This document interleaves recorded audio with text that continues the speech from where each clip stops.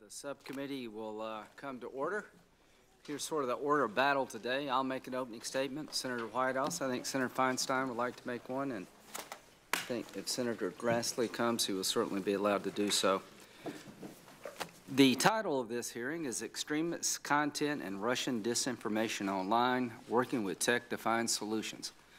That's exactly what we want to do, so we're here to try to find solutions. Let me describe, I think, the challenge. I doubt if I would be here if it weren't for social media, to be honest with you. President Trump told Fox News on October the 20th, 2017. So this is the President of the United States saying that from his point of view, social media was an invaluable tool to help him win an election. I would dare say that every politician up here today asking you questions uses your service, and we find it invaluable to communicate with our constituents and get our message out. Not only do we use it, not only did the President use it, millions of Americans use your technology to share the first step of a grandchild, to talk about good and bad things in our lives, and I would like to say to all of you, you've enriched America. We have more information available to us because of what you do.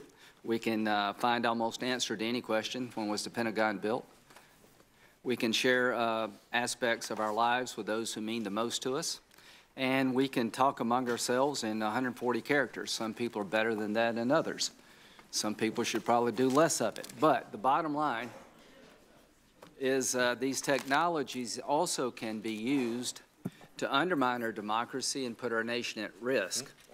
The platforms that I've just described that add value to individual American lives and to our country also can be used by terrorists to recruit in cyber world people to their cause, can be used by foreign governments. We've seen an example of that in 2016 to create chaos within our democracy. Information is power. Ideas are the essence of democracy, the exchange of ideas. Being able to criticize each other is one of the things that we cherish the most. But what we have to be on guard as a nation is having people who want to undermine our way of life using these platforms against us, and I think this is the national security challenge of the 21st century. Here's what General Petraeus said about jihadists online.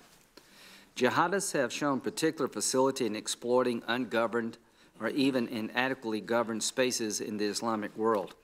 They are also exploiting the vast, largely ungoverned spaces in cyberspace, demonstrating increasing technical expertise, sophistication in media production, and agility in the face of various efforts to limit its access. It is clear that our counter-extremism efforts and other initiatives to combat extremism online have, until now, been inadequate. I think that's a fair statement. And the purpose of this hearing is to figure out how we can help you. I believe that each of you in your own way are taking these problems seriously. The one thing I can say without a doubt, what we're doing collectively is not working. You had a foreign government apparently buying thousands of dollars worth of advertising to create discontent and discord in the 2016 election. You have foreign entities going to websites to create fights among Americans like we don't have enough to fight about on our own. So the bottom line is these platforms are being used by people who wish us harm and wish to undercut our way of life. If you're a man like Putin, democracy is your worst nightmare. If you live in Putin's Russia, the idea of exchanging information about what's good and bad about your government is something you dare not do because you won't last very long. So to those who wish to undermine the American way of life, they found portals into our society that are intermingled with everyday life, and the challenge of this hearing and of this focus is to how do we keep the good and deal with the bad.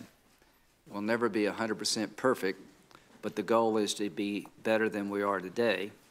And to the extent that legislation can help, we'd like to know about what we could do to help. To the extent that the status quo is acceptable, we all want to be on the record and say it is not. So with that, I'll turn it over to Senator Whitehouse. Thank you, Senator Graham, for organizing this fourth subcommittee hearing into Russia's meddling in the 2016 election. I'm very proud of the work we are doing on this issue. I hope it will continue, and I hope that you and your team see me and my team as loyal partners in this effort. Understanding what happened, how Russia applied the varied methods in its election interference toolbox to interfere with our democracy is an important step toward protecting the integrity of future elections and of our democratic process. Each hearing the subcommittee holds gets us closer to that understanding. At our first hearing back in March, we talked about the subcommittee's intent, and I quote, to begin a public conversation about the means and methods Russia uses to undermine democratic government. We heard testimony from expert witnesses who outlined the various tools through which the Kremlin exerts influence abroad, from traditional intelligence methods like compromising corrupt business and political figures, to hacking and leaking stolen information, to disinformation, propaganda, and provocation through both traditional media and social media networks. At a subcommittee hearing in May, I went through a checklist of Russia's toolbox to see which methods had been deployed against the United States in 2016. We'll learn more today about one of those methods: propaganda, fake news, trolls, and bots, from representatives of some major American tech companies and from outside experts. The Russian government exploited social media platforms as part of a wide-ranging disinformation campaign targeted against America and American voters. As we explore how that campaign worked and how we might better insulate ourselves in the future, let's recap what we've learned in our hearings and what we still don't know. We certainly saw the hacking and theft of political information by Russia, something no serious person can dispute. Timed leaks of damaging material were the fruits of that crime.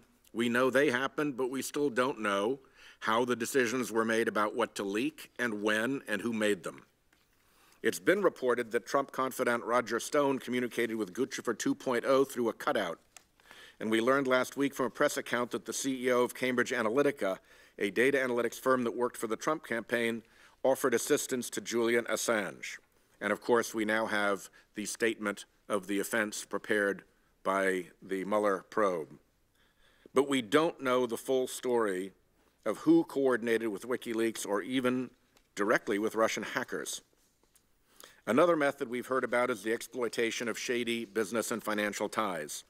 We've heard testimony from a number of witnesses, both here in the subcommittee and at hearings of the Helsinki Commission, that the U.S. has become a haven for secretive shell corporations that can allow foreign influence schemes to channel funds to compromised individuals and exert political influence. We still know next to nothing about the president's business dealings in Russia or with Russians, except that he's long chased after deals there. The president's tax returns would clarify a great deal and hopefully put an end to some of these questions, but those tax returns have not been made public. Paul Manafort's long history of suspicious business relationships with Russian and Ukrainian oligarchs has now yielded his indictment. The indictment exposed gaping holes in FARA enforcement and in picking up on false statements and international money laundering. If you can use his alleged scheme to buy property, why not use it to make anonymous political expenditures or spend money to influence elections? We still don't have answers about the president's curious relationship with Felix Sater, who was chasing Russian business in consultation with senior Trump Organization executive Michael Cohen well after the presidential campaign had begun. We haven't been able to speak with Sater or Cohen, so we still don't have answers on this front. We know that the Russians try to corrupt and compromise political figures in order to exert influence over them. We don't know to what extent that happened here, but we do know the Trump campaign and administration has had a very bad habit of forgetting about meetings with Russians. Michael Flynn is still the only person to have been held accountable for hiding improper contacts with Russia, even as more and more such contacts have emerged in the intervening months. Paul Manafort, Jared Kushner, and the president's son met with a Russian lawyer sent to deliver damaging information about his opponent on behalf of the Russian government in June 2016. Mr. Kushner has apparently amended his security clearance application multiple times to reflect more than 100 foreign contacts he initially left off, including meetings with Ambassador Kislyak, Natalia Veselnitskaya, and the head of a major Russian bank. The leaders of the Judiciary Committee sent letters to the White House in June and July of this year with questions about the status of Mr. Kushner's clearance. To this day, those questions have been ignored. Nearly 6 months after we first ran through that checklist, we still have more questions than answers. My sincere hope remains that we will find those answers so that we accomplish this subcommittee's primary purpose, which is to help us learn how to protect the country from foreign political influence in our elections.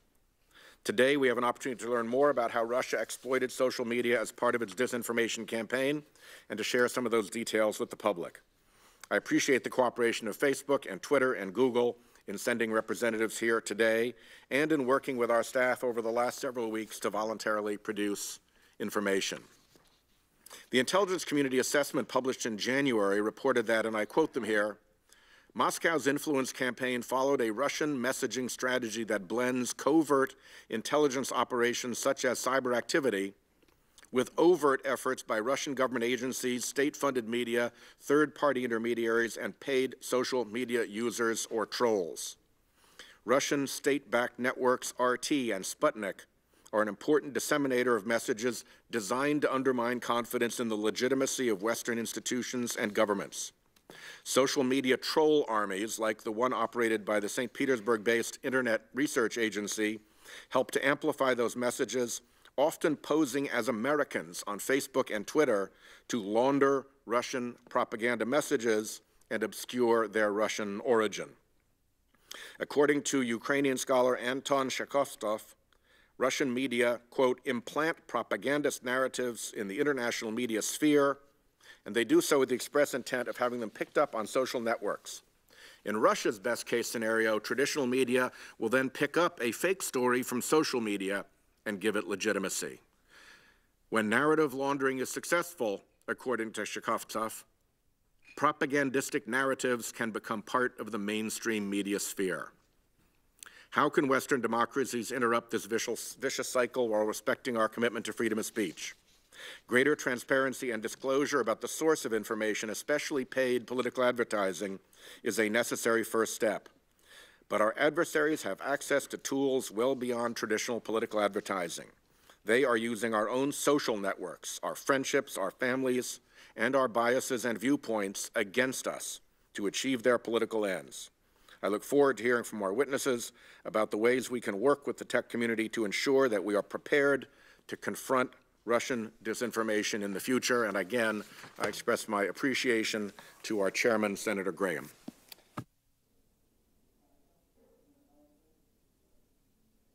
Thank you very much, Mr. Chairman.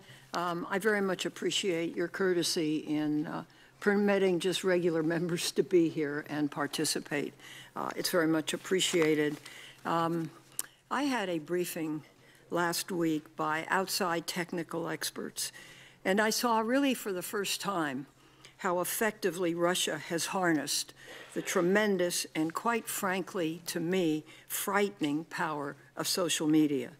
They showed us how millions of Americans are reached and how Russia successfully used fake accounts to embed itself to shape and manipulate opinion and actions. So it shouldn't be news to anyone that Russia interfered in the election.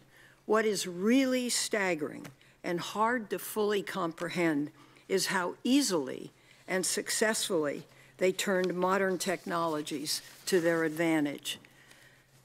Russia used covert cyber attacks to obtain and release information to impact the election, as well as propaganda campaigns that relied heavily on RT, formerly Russia Today, the state-run television network, and the Internet Research Agency, a group of professional trolls reportedly financed by a close Putin ally with ties to Russian intelligence.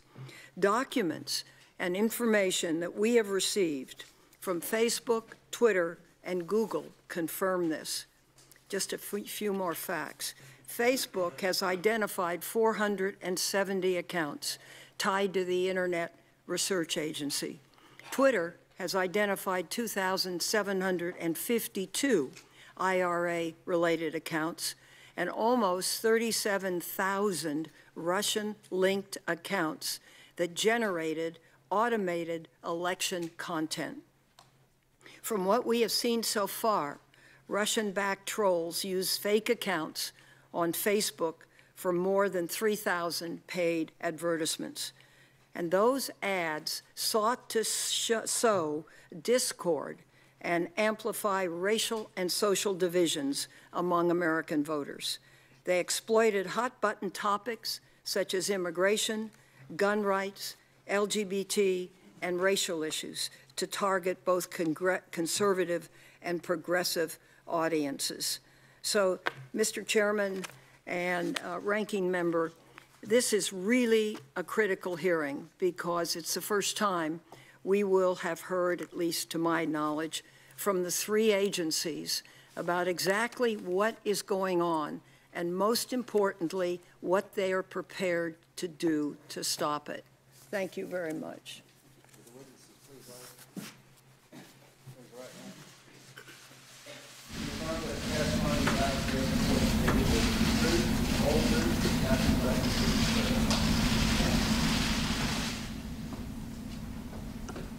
One, I want to thank you all for coming. You've been very helpful and very cooperative, and we appreciate it. To my left, Mr. Colin Stretch is the General Counsel for Facebook. Thank you very much for coming. Mr. Sean Edgett is Acting General Counsel for Twitter. And Mr. Richard Salgado is the Director of Law Enforcement and Information Security at Google. Rather than reading your resumes, I'm sure you got these jobs because you're very good at what you do.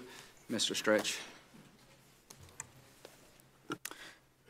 Chairman Graham, Ranking Member Whitehouse, and distinguished members of the subcommittee, thank you for the opportunity to appear before you today. My name is Colin Stretch, and since July 2013, I have served as the General Counsel of Facebook. We appreciate your hard work as you continue to seek more effective ways to combat crime, terrorism, and all other threats to our national security. We are deeply concerned about all of these threats. At Facebook, we create innovative technology that gives people the power to build community and bring the world closer together. We're proud that over 2 billion people around the world come to Facebook every month to share with friends and family, to learn about new products and services, to volunteer or donate to organizations they care about, and to help out in a crisis. Being at the forefront of technology also means being at the forefront of new legal, security, and policy challenges. Our teams come to work every day to confront these challenges head-on. Thousands of Facebook employees around the world work to make Facebook a place where both personal expression and personal safety are protected and respected. I'm here today to address two important issues for our platform and others like it: the threat of extremist content and the efforts by foreign actors to interfere with the 2016 election. Keeping people safe on Facebook is critical to our mission. And there is no place on Facebook for terrorism or hate. We remove terrorists and posts that support terrorism as soon as we become aware of them. And in the rare cases when we uncover evidence of imminent harm, we promptly inform authorities. While there are challenges to fighting terrorism, we think technology and Facebook can be part of the solution. We also believe we have an important role to play in the democratic process and a responsibility to protect it on our platform. When it comes to the 2016 election, I want to be clear. We take what happened on Facebook very seriously. The foreign interference we saw is reprehensible. That foreign actors hiding behind fake accounts abused our platform and other internet services to try to sow division and discord and to try to undermine the election is directly contrary to our values and goes against everything Facebook stands for. We build tools to help people connect, and we recognize that Facebook has become an important tool for political engagement and debate. Our goal is to bring people closer together. These foreign actors sought to drive people apart. In our investigation, which continues to this day, we have found that foreign actors used fake accounts to place ads on Facebook and Instagram that reached millions of Americans over a 2-year period, and that those ads were used to promote pages which in turn posted more content. People shared these posts, spreading them still further. Many of these ads and posts are inflammatory. Some are downright offensive. And much of it will be particularly painful to communities that engaged with this content believing it to be authentic. They have every right to expect more from us, and we are determined to do better. In aggregate, these ads and posts were a very small fraction of the overall content on Facebook, but any amount is too much. All of these accounts and pages violated our policies, and we removed them. And going forward, we're making significant investments. We're hiring more ad reviewers, doubling or more our security engineering efforts, putting in place tighter ad content restrictions, launching new tools to improve ad transparency, and requiring more information from political ad buyers. We're building artificial intelligence to help locate more banned content and bad actors. We are working more closely with industry to share information on how to identify and prevent threats so that we can all respond faster and more effectively. And we are expanding our efforts to work with law enforcement. We know bad actors aren't going to stop their efforts. We know we'll all have to keep learning and improving to stay ahead of them. That's why I want to thank you for this investigation. We look forward to the conclusions you will ultimately share with the American public, and I look forward to your questions. Chairman Graham, Ranking Member Whitehouse, and members of the committee, Twitter understands the importance of the committee's inquiry into extremist content and Russian disinformation in the 2016 election, and we appreciate the opportunity to appear here today. The events underlying this hearing have been deeply concerning to our company and the broader Twitter community. We are committed to providing a service that fosters and facilitates free and open democratic debate and that promotes positive change in the world. We are troubled by reports that power of Twitter was misused by a foreign actor for the purpose of influencing the U.S. presidential election and undermining public faith in the democratic process. The abuse of our platform to attempt state-sponsored manipulation of elections is a new challenge for us, and one that we are determined to meet. Today, we intend to show the committee how serious we are about addressing this new threat by explaining the work we are doing to understand what happened and to ensure it does not happen again. At the time of the 2016 election, we observed instances and acted on them of automated and malicious activity. As we learned more about the scope of the broader problem, we resolved to strengthen our systems going forward. Elections continue all the time, so our first priority was to do all we could to block and remove malicious activity from interfering with our users' experience. We created dedicated teams within Twitter to enhance the quality of the information our users see and to block malicious activity wherever and whenever we find it. Those teams continue to work every day to ensure Twitter remains a safe, open, transparent, and positive platform. We have also launched a retrospective review to find Russian efforts to influence the 2016 election through automation, coordinated activity, and advertising. While that review is still underway, we have made the decision to share what we know today in the interest of transparency and out of appreciation for the urgency of this matter. We do so recognizing that our findings may be supplemented as we work with committee staff and other companies, discover more facts, and gain a greater understanding of these events. My written testimony details the methodology and current findings of the retrospective review in detail. We studied tweets from the period September 1 to November 15, 2016. During that time, we did find automated and coordinated activity of interest. We determined that the number of accounts we could link to Russia and that were tweeting election-related content was comparatively small, around 1/100% of the total Twitter accounts at the time we studied. 1/3% of election-related tweets people saw came from Russian-linked automated accounts. We did, however, observe instances where Russian-linked activity was more pronounced, and we have uncovered more accounts linked to the Russian-based Internet Research Agency as a result of our review. We also determined that advertising by Russia Today and 7 small accounts was related to the election and violated either the policies that existed at the time or that have since been implemented. We have banned all of those users as advertisers, and we will donate that revenue to academic research into the use of Twitter during elections and for civic engagement. We are making meaningful improvements based on our findings. Last week, we announced industry-leading changes to our advertising policies that will help protect our platform from unwanted content. We are also enhancing our safety policies, sharpening our tools for stopping malicious activity, and increasing transparency to promote public understanding of all of these areas. These improvements will further our efforts to fight both terrorist content and disinformation.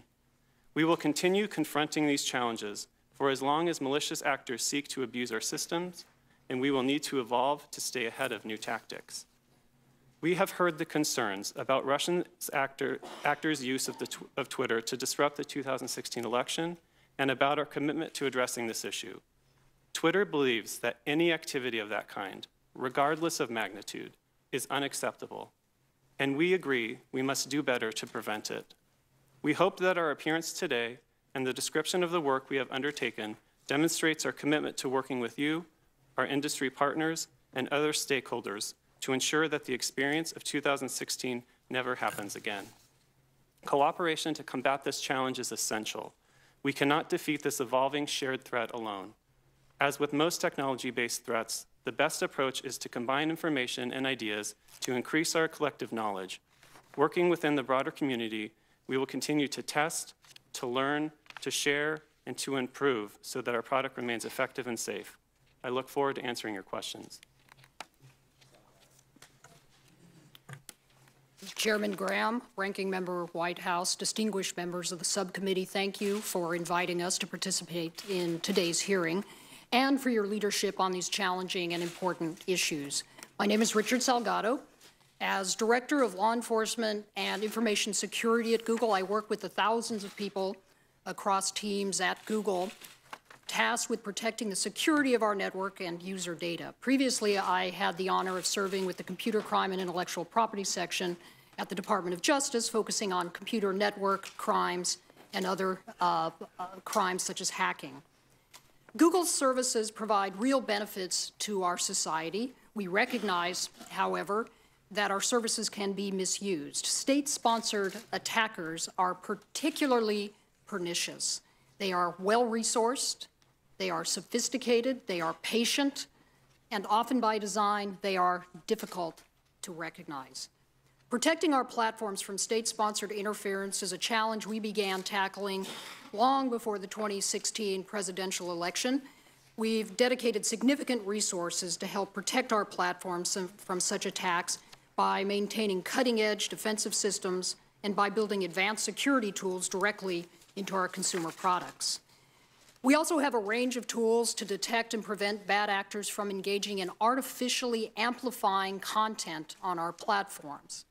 YouTube, for example, uses an array of signals to catch those who try to artificially inflate the view counts of their videos or the number of subscribers on their channels. With respect to the 2016 election, we've been looking across our products to understand whether individuals who appear to be connected to government-backed entities were disseminating information in the U.S. for the purpose of interfering with the election. This was based on research conducted by Alphabet's Jigsaw Group, the investigatory work of our information security teams, and on leads provided by other companies. Our review included a broad review of all ads from June 15th until the election last November that were categorized as potentially political by our systems and had even the loosest connection to Russia, such as a Russian IP address, billing address, or Russian currency. We found 2 accounts that appeared to be engaged in activity associated with known or suspected government-backed entities. The 2 accounts spent roughly $4,700 in connection with the 2016 election. Our investigation also focused on other platforms. On YouTube, we found 18 channels with approximately 1,100 videos that were uploaded by individuals who we suspect are associated with this effort and that contained political content.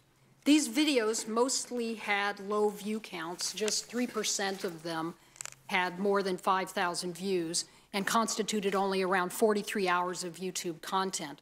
While this is relatively small, people watch over 1 billion hours of YouTube content a day, 400 hours of content are uploaded every minute, we understand that any misuse of our platforms for this purpose can be very serious.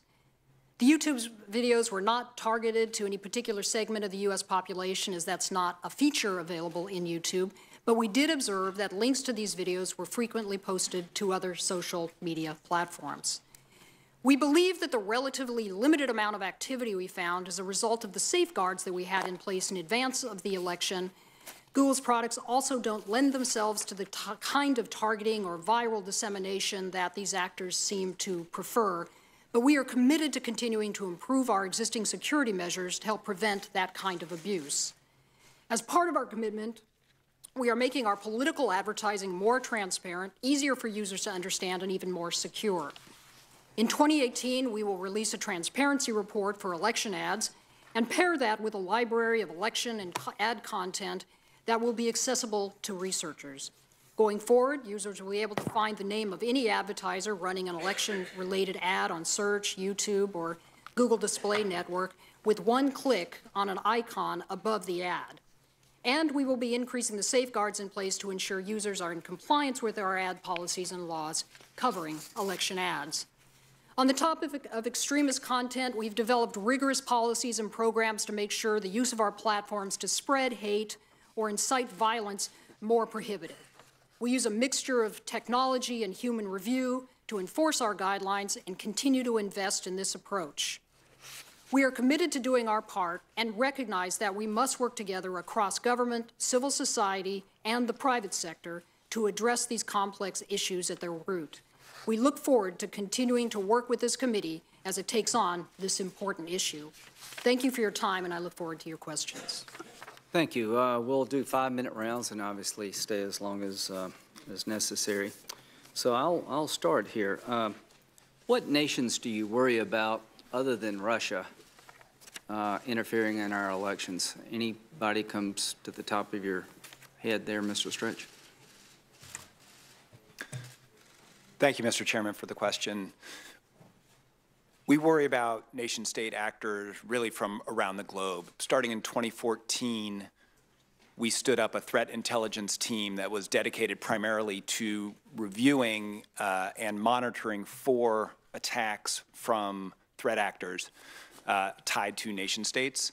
That work mostly was directed at traditional cybersecurity, account compromise, surveillance, dissemination of stolen information. It's really only recently that we've seen this threat evolve into what we were talking about, what I was talking about in my testimony, this sort of dissemination of misinformation. In terms of specific countries, it really is a global threat that we think of it, and we'd certainly be happy to come back to the committee and provide more details on specific actors. Is that true for the rest of you? I think that's true for us as well.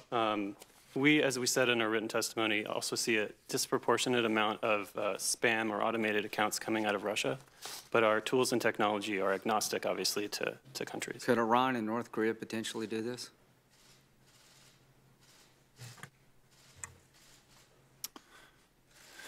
Certainly, potentially. The internet is borderless. Okay. So let's talk about time period. You said you started picking up foreign interference 2 years ago. Is that right, Mr. Stretch? We've been tracking threat actors for several years, yes. Before the 2016 election cycle? Yes, that's correct. Okay. Did you find activity after the election? Yes, we did. Okay. What happened after the election? Following the election, the activity we've seen really continued in the sense that if you view the activity as a whole, we saw this concerted effort to sow division and discord. In the wake of the election and now President Trump's election, we saw a lot of activity directed at fomenting discord about the validity of his election. So this continued after his election? It continued until we disabled the accounts. Okay. What about you, Mr. Edgett? Yeah, we saw similar activity. On the advertising side, what was interesting is we saw the activity drop off after the election. But these automated accounts continue, and so we're continued to focus on making sure that they're removed from our platform. Ms. Salgado. The same is true for Google. It was the limited use of our platforms certainly decreased once we terminated accounts, and we would expect that. Did you see any activity in the primary, Mr. Stretch? The activity that we've now attributed to the Internet Research Agency really started in 2015 and was ongoing through the primary, yes. Were these ads pro-Clinton, anti-Clinton, or could you tell? Or these activities? Viewed in the aggregate, the activity, again, really appears to address a wide range of hot-button topics and appears directed at fomenting discord and inflaming discourse. In terms of volume, again, how much volume are we talking about? About approximately 90% of the volume we saw on the ad side appears to be issues-based, primarily a much smaller proportion more directed at particular candidates. But in terms of the actual Facebook, I think somebody said 1 in 23,000. I don't know, maybe that was another company. Correct. So in terms of the total volume of material on the site, it's a very small percentage. We estimate that the Internet Research Agency content was approximately 0.004% of the content in newsfeed during the time period in question. So to sum this up, and I'll come back with the jihadist in round two, Russia, as a nation state, started interfering in the election cycle back in 2015, and they continued after the election. During the election, they were trying to create discord between Americans, most of it directed against Clinton. After the election, you saw Russian-tied groups and organizations trying to undermine President Trump's legitimacy. Is that what you saw on Facebook? Say that's an accurate statement. That's an accurate statement. I'm not sure I can characterize on our network which way the content went. Thank you. Thank you, Chairman. So I take it that we can all agree that the Russians did, in fact, interfere and meddle in the 2016 elections. Your observations on that are consistent with what our intelligence community reports. Is that correct? Mr. Stretch? That's correct, Senator. Mr. Edgett? That's correct. Mr. Salgado? That's true. Okay.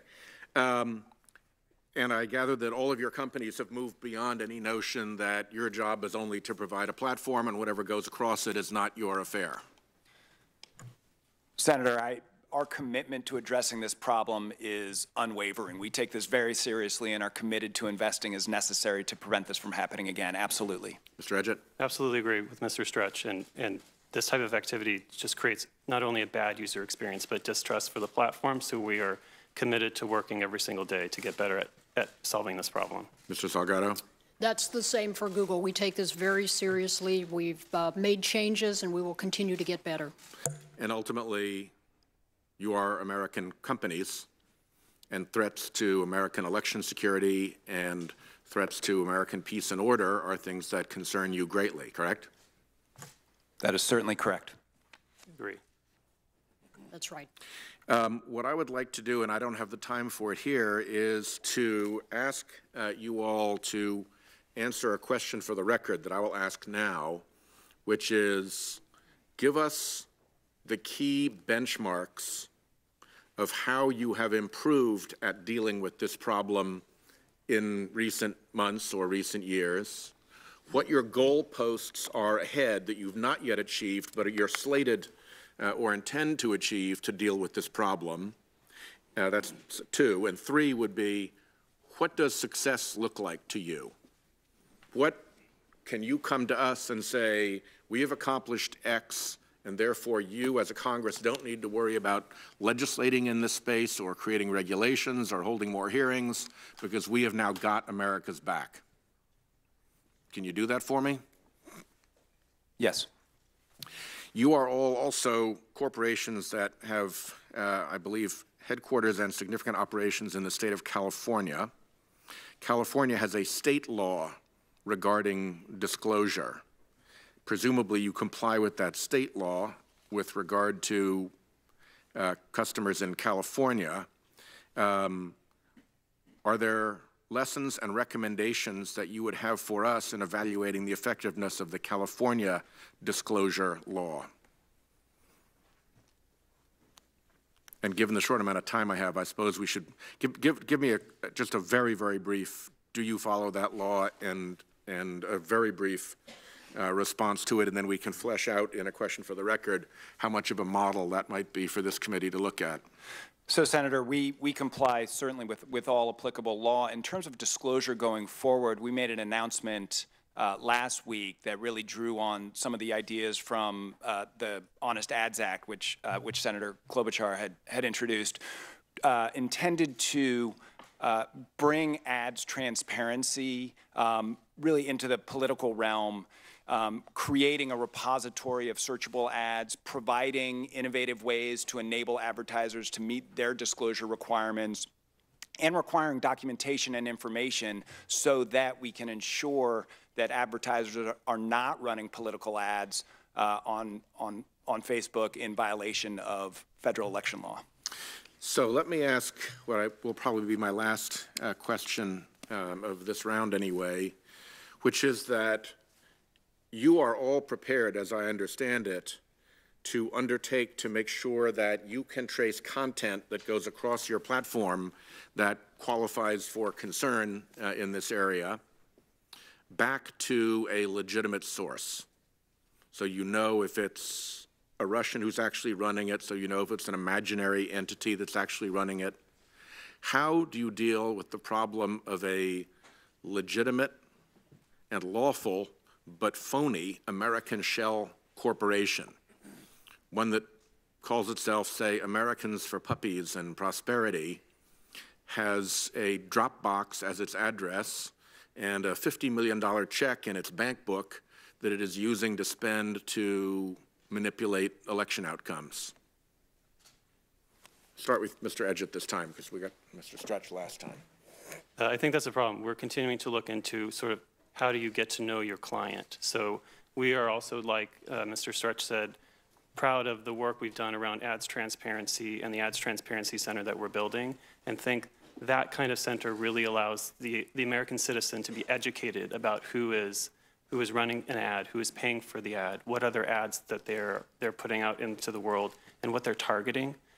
And believe that we'll have to figure out a good process to understand who those customers actually are that are signing the contract with Twitter to run ads. You admit that if you trace it all the way back to an American corporation, let's call it Americans for Puppies and Prosperity, and it's actually a shell corporation, and you don't know who's behind it. It could be Vladimir Putin.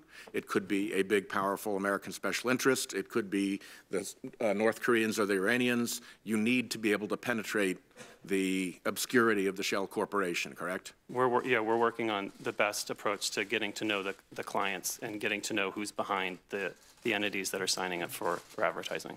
Thank you. Thanks, Chairman. On our side, it's Senator Grassley, Sass, and Kennedy. Okay. Thank you, Mr. Chairman, and thanks to both of the senators for leading this discussion, and thanks to the committees for their cooperation. The press has reported that the Russian government placed ads in Facebook that were largely aimed at influencing the election. So I want to highlight what I consider an inaccuracy in that reporting. The committee is reviewing the ads that Facebook produced.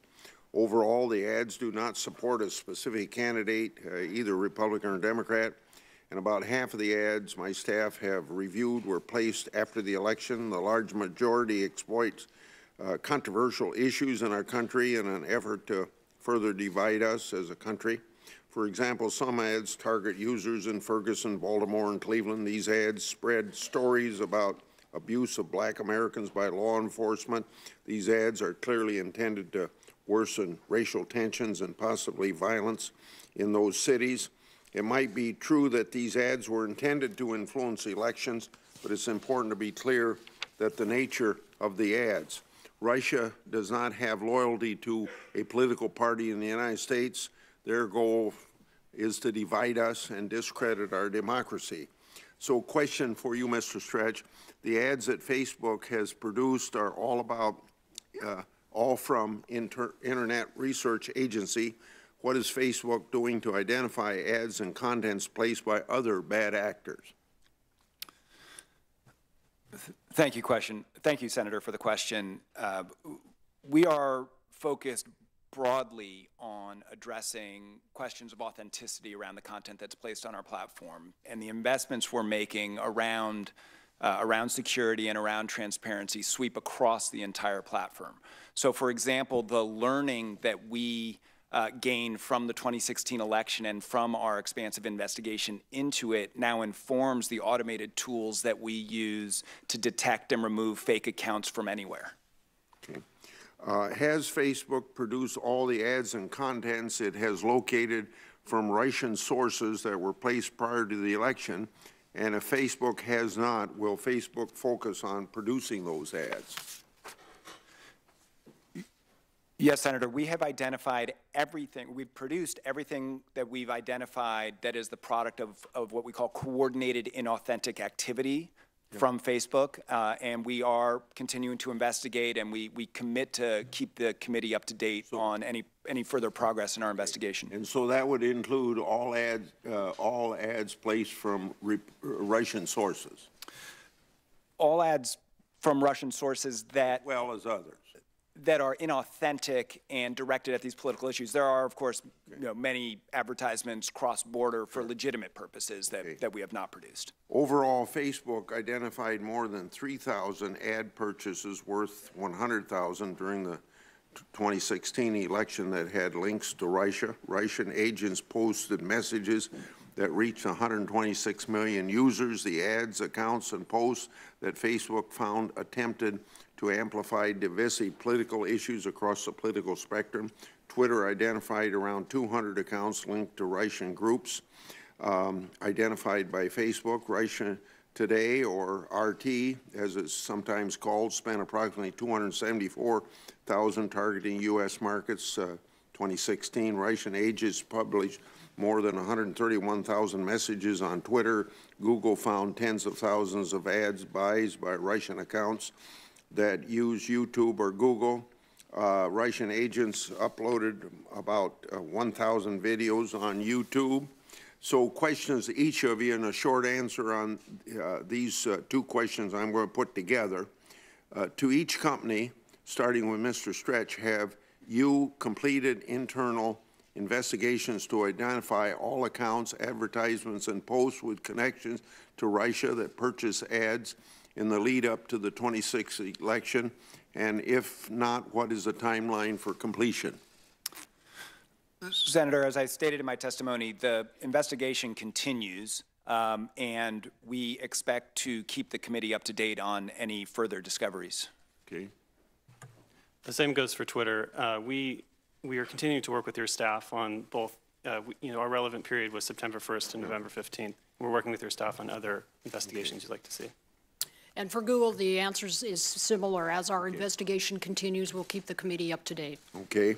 And then one that I would like to have you write and give me answers in writing. Could you provide an update on what your internal investigations have found? Please be specific in regard to the number of accounts and total value of the advertisements. My time's up, Mr. Chair. Thanks, Mr. Chairman. Mr. Stretch, we know that Russian operatives built misleading pages like Black Matters US and United Muslims of America to attract Facebook users. They then exploited a powerful Facebook tool called custom audiences to track down those users and send them targeted messages. Can you explain who was targeted using Facebook's custom audiences tool?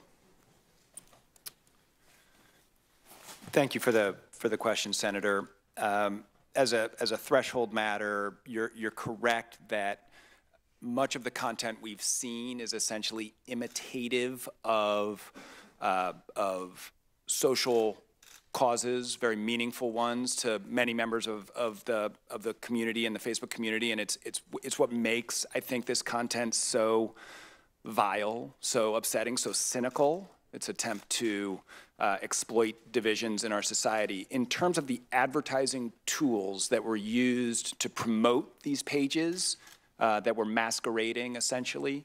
The advertising targeting that was used in the main was a combination of very broad geographic targeting. Most of the ads, about 75% of the corpus we've given you, was targeted to the United States as a whole. And about a quarter of the ads were targeted at a more granular level to states.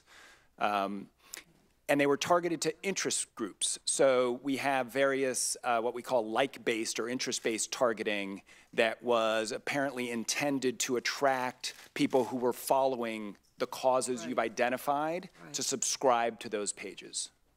Thank you. And what have you done with the tools since? Thank you for the question. It's an important one for us because we do believe these tools are powerful, and yet we have a responsibility to make sure they're not used to inflame division. So what we're doing is making a number of changes to our ad targeting policies. We're tightening the restrictions on hate speech and ads generally. We're adding additional layers of review where people use potentially sensitive categories for targeting. And we're also limiting the ad content permissions so that where ads are directed at potentially divisive issues, we're trying to tighten our standards to make sure that they're not targeting individuals or communities. Thank you. I appreciate that. Mr. Salgado, why did Google give preferred status to Russia Today, a Russian propaganda arm on YouTube? There was a period of time where Russia Today qualified, really because of algorithms, to participate in an advertising program that opened up some inventory for them. It's objective standards around popularity and some other criteria to be able to participate in that program. Platforms or publishers like RT drop in and out of the program as things change, and that is the case with RT. They dropped out of the program. Well, why didn't you revoke RT's preferred status after the ICA came out in January 2017? It took you to September of 2017 to do it. The removal of RT from the program was actually a result of, as I understand it, is a result of some of the drop in viewership, not as a result of any action otherwise. So there was nothing about RT or its content that meant that it stayed in or stayed out. Okay, a quick one for Twitter. Twitter produced images from tweets that contained false voting information. Example, telling voters they could vote by sending a text message, all targeting likely Clinton voters just before the election. Twitter initially responded to complaints, saying Twitter had, quote, determined that it was not in violation of our rules. Twitter has said there was no obvious Russian origin. The posts were removed only after Twitter's CEO was directly notified by a Twitter user. That's the facts as I understand them. Why was this false content allowed to remain in place? My understanding is once we had user reports of the content, we began to remove it as illegal voter suppression. And the interesting thing about the text-to-vote tweets that we shared with your staff was there was a small amount of tweets relative to the size of the platform, but impressions of tweets calling out those things as fake were 8 times as large. We had 10 times the amount of retweets calling those things out as fake. Could you say that again? Impressions? I don't quite understand. Oh, thank you. Thank you. Great question. And so we're all on the same page. Impressions is a metric we use to determine whether or not a tweet has been in view on our product, so potentially seen by a user. But the interesting thing about the text-to-vote tweets were that we saw a complete counter-narrative around them, the Twitter community coming together and seizing on them to let everyone know that they were fake. But Twitter did action those tweets and remove them from the platform. Thank you. Thank you, Mr. Chairman.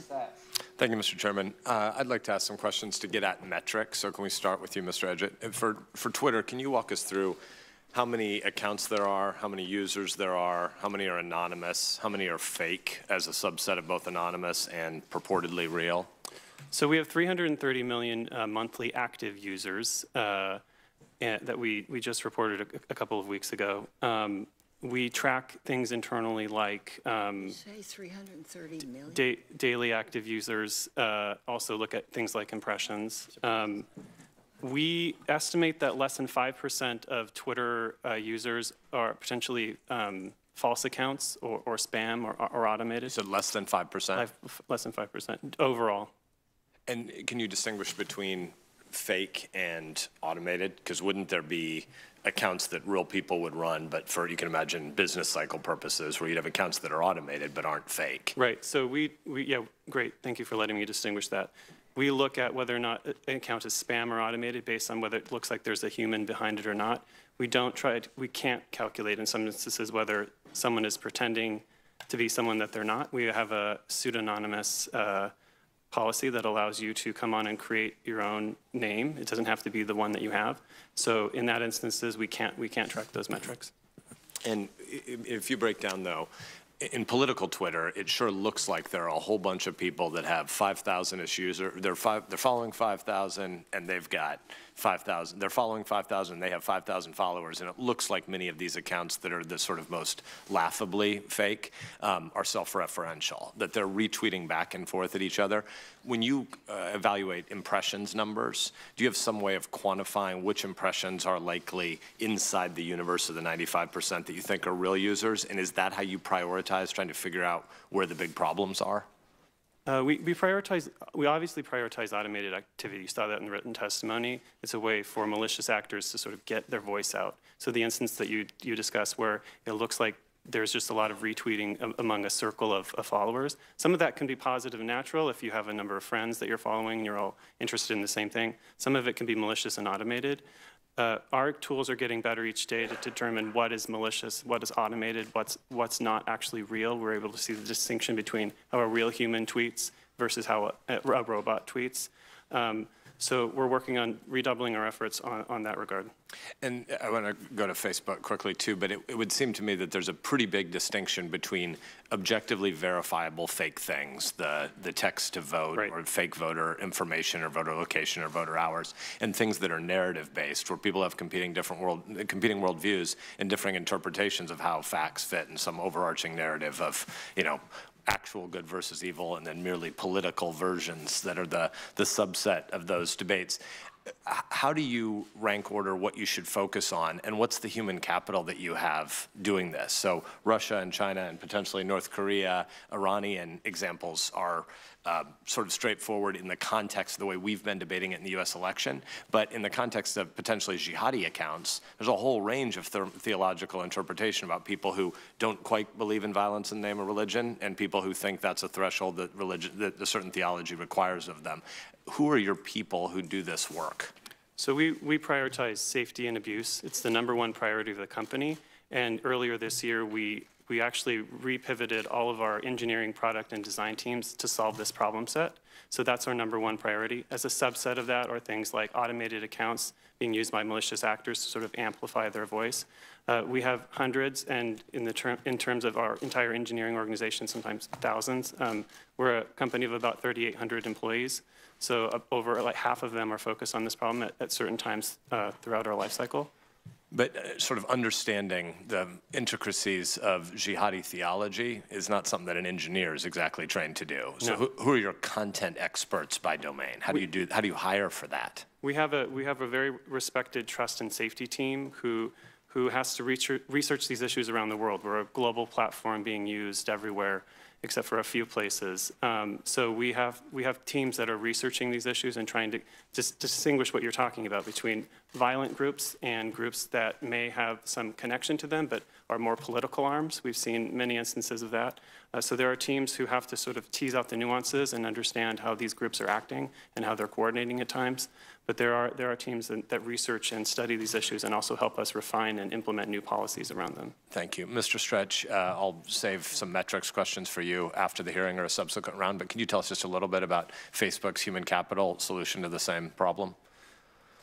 Yes, thank you, Senator, for the question. So today, across our safety, security, and product and community operations teams, we have about 10,000 people who are working on safety and security generally, and we're committing to investing more and doubling that number by the end of 2018. On the question of extremist content generally, I think you raise a really important point, which is that we need to understand the behavior, and we need to have the capacity both as a company and as an industry to be able to track it and eradicate it. So we have thousands of people who as part of their job on a regular basis are attempting to keep terrorism off of Facebook. We have 150 people who do nothing else. That's their job. And across that 150 people, they have, as Mr. Edgett suggested, in our case as well, significant expertise in understanding jihadi threats. They cover about 30 separate languages. One of the things that each of us has done as a company has worked together to make sure that the industry is sharing threat information and sharing expertise, and also providing that information to other smaller companies that may not have the same level of resources. We all agree, not just that terrorism doesn't have a place on Facebook, terrorism has no place on the internet. And we're trying to lead the industry to make sure that we're all doing our part to address that threat. And the last point I'll make is that it also requires an ongoing dialogue with law enforcement, with the government, because there's a great wealth of information in the government as it tracks these issues that they can share with us. And that, in turn, gives me some optimism as we address the question of foreign interference in the election. We know how to work together to address a threat on the internet, both as an industry and working with government. And I think if we bring that same concerted behavior to bear looking at this threat of foreign interference in the election, I think we'll make some progress. Thanks. I ran past my time, but I'll follow up with you more as well on your team. Thanks. Thank you, Senator. Thanks, Mr. Chairman. Thanks to all of you on the panel. Mr. Stretch, last night, 19 major civil rights organizations sent a letter to Facebook which explained their, quote, deep concern regarding ads, pages, and hateful content on your platform used to divide our country, and in particular to promote anti-Muslim, anti-black, anti-immigrant, anti-LGBTQ animus.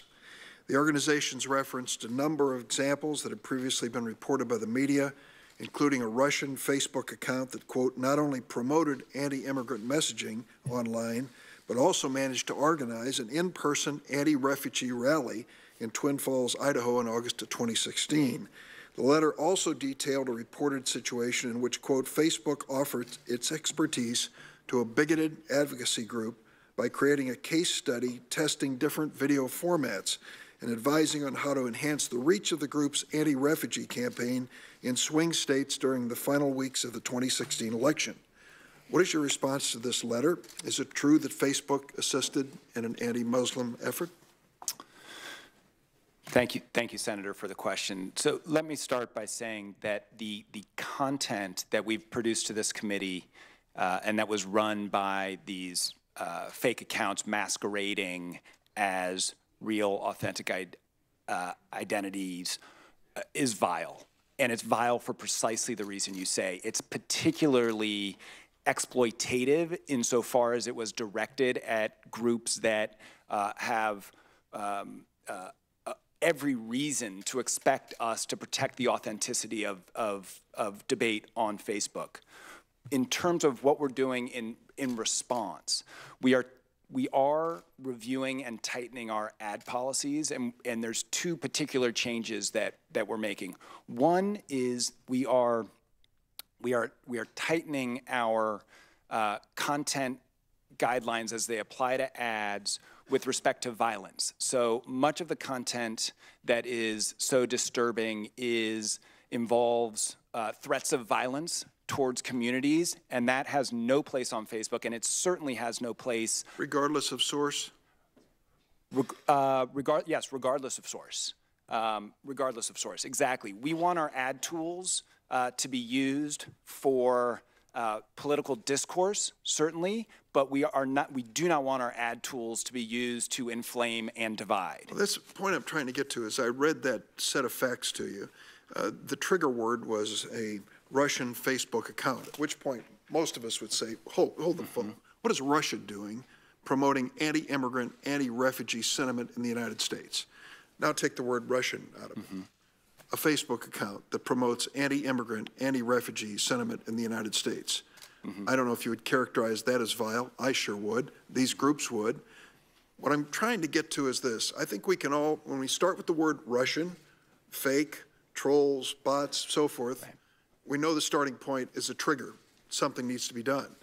The second thing we know is if it includes a reference to a political candidate or a party, then it's in a category 2 of electioneering. I'll let Senator Klobuchar address that issue. I'm sure she will in a moment or two. And then the third question gets into what you characterize in this case as vile content. How are you going to sort this out consistent with the basic values of this country when it comes to freedom of expression? It's a great question. I don't suggest it's easy. We do value personal expression, and when that is the purpose of your service, there is going to be content that is objectionable, even beyond objectionable.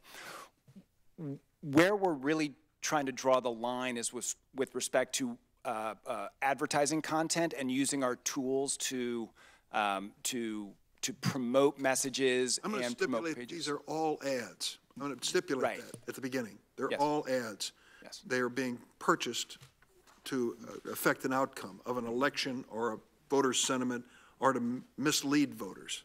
I'd like to ask your colleagues to address this as well. Mr. Edgett, what would Twitter say to that question? Those ads have no place on Twitter, and our ads policies actually address those things. So if there's inflammatory content that some even would find to be upsetting, that's not the type of ad we want running on Twitter. We distinguish between organic tweets, which are those that you or I or anyone here today can tweet from their phone or computer, from advertising. Advertising are tweets that are serving to someone who hasn't asked to follow the content, hasn't asked to be a part of that conversation. So we draw a very hard line on making sure advertisements are not inflammatory. I certainly commend you and endorse that, but agree with Senator Sass that when it comes to drawing those lines, it's a challenge for us, and we do it for a living. And I think it'll be a challenge for you as well. Mr. Salgado, would you like to comment on that? I agree that it's a real challenge. We have policies to keep our ads and the high quality, and the proposals we've made and that we'll be implementing around election ad transparency, I think, reflect that as well. Thank you, Mr. Chairman.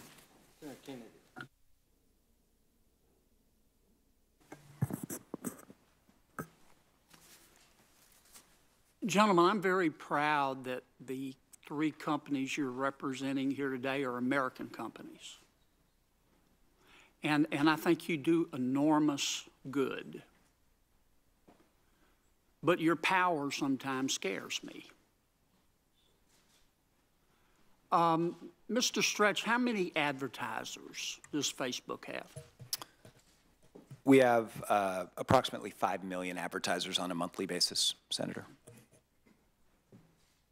Did China run ads in the last election cycle that tried to impact our election? Not that I'm aware of, Senator. Not that you're aware of. Did Turkmenistan? No, Senator, not that I'm aware of. We have. How about North Korea? Turn that off. I'm not aware of other foreign actors running the same sort of campaign. How could you be aware?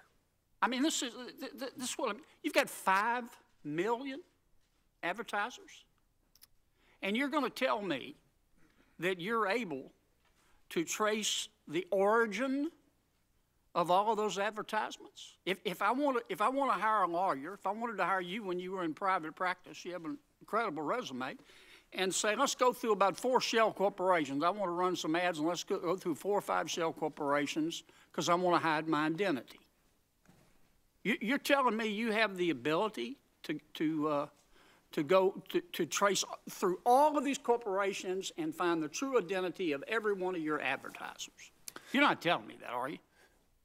Senator, the commitment we are making No, is... sir, I'm just asking about your ability, not commitment. Can you do it today?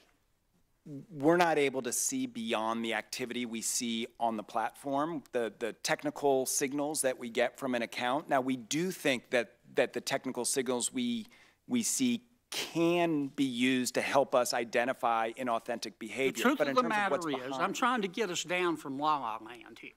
The truth of the matter is you have 5 million advertisers that change every month, every minute, probably every second.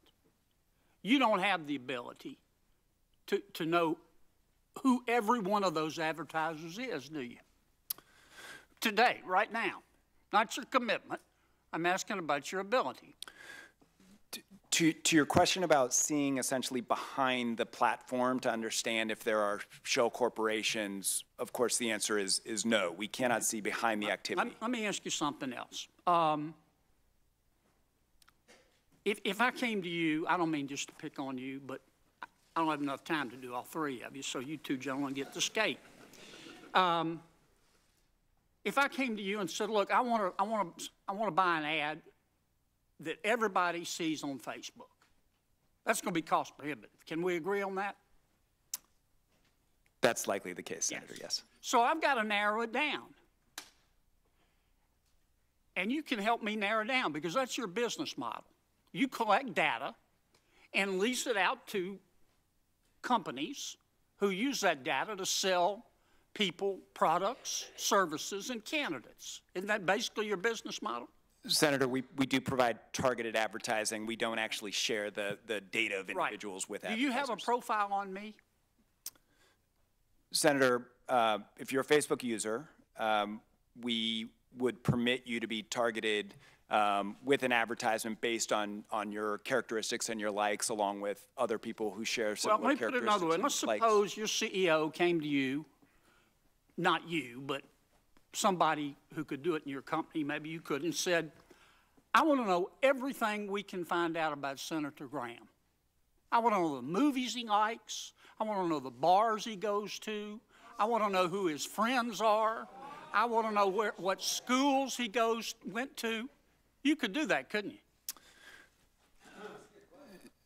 So, and I want to be, it is a very good question. You can do that, though, can't you? The answer is absolutely not. We have limitations in place on our ability to review the personal information. I'm not asking about your rules. I'm saying you have the ability to do that, don't you?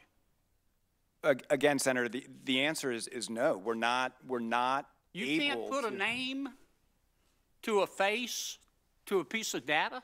You're telling me that? So we have designed our systems to prevent exactly that, to protect the privacy of our users. I understand, but you can get around that to find that identity, can't you? No, Senator, I cannot. That's your testimony under oath. Yes, it is. Okay.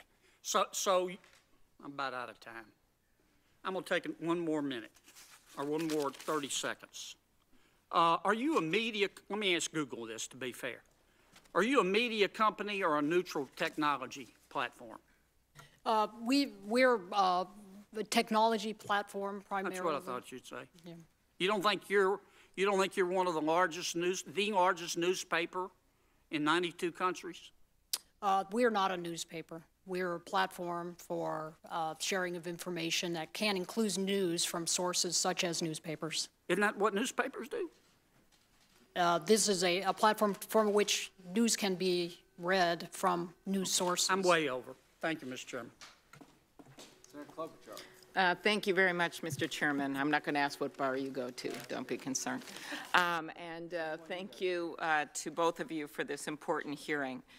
So I come at this just with this simple idea that our democracy was formed to be self-governing, and that means we don't want foreign entities influencing decisions that our citizens make, and they have a right of freedom to make their own decisions, and I think that was interfered with by influence by Russians and also by others when there's no rules in place to tell us where these ads, paid ads, are coming from. And so I do appreciate the efforts from these companies, but I don't think it's enough. We're going to have a patchwork of ads from different companies. Some won't be doing any, some will be doing one thing, another will be doing another. And we wouldn't have actual enforcement, and management can change, and decisions changes. And so that's why I think it's very important that we have the same rules of the road for these issue ads as well as candidate ads that we have for TV, radio, and print. It's that simple, and that is the bill that Senator Warner and I have, and that Senator McCain is our co-sponsor, and we're very pleased with that, and he looks at this as a national security issue. So my first question is simply, will you support our bill? Mr. Stretch.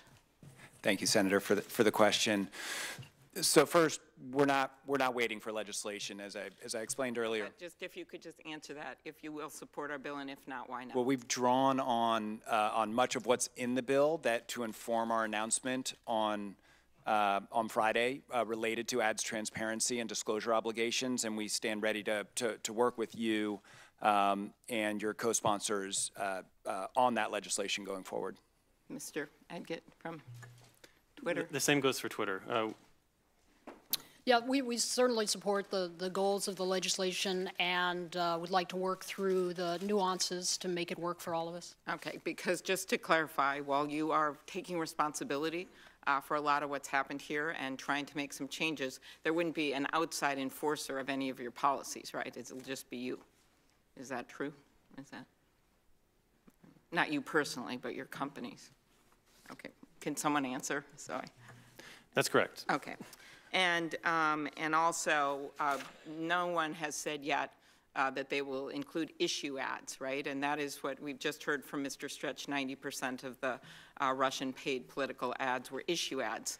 And as you know, somehow the radio station in Thief River Falls, Minnesota, is able to figure out what an issue ad is under the federal guidelines. And I would just hope that your companies could do that, because the way our election system works is that campaigns are able to see each other's ads, and also the journalists and the public are able to see the ads. So that has been a stumbling block so far. And so is this a problem that you're not going to be able to figure out those rules like TV broadcast and radio? And I'm just trying to understand that.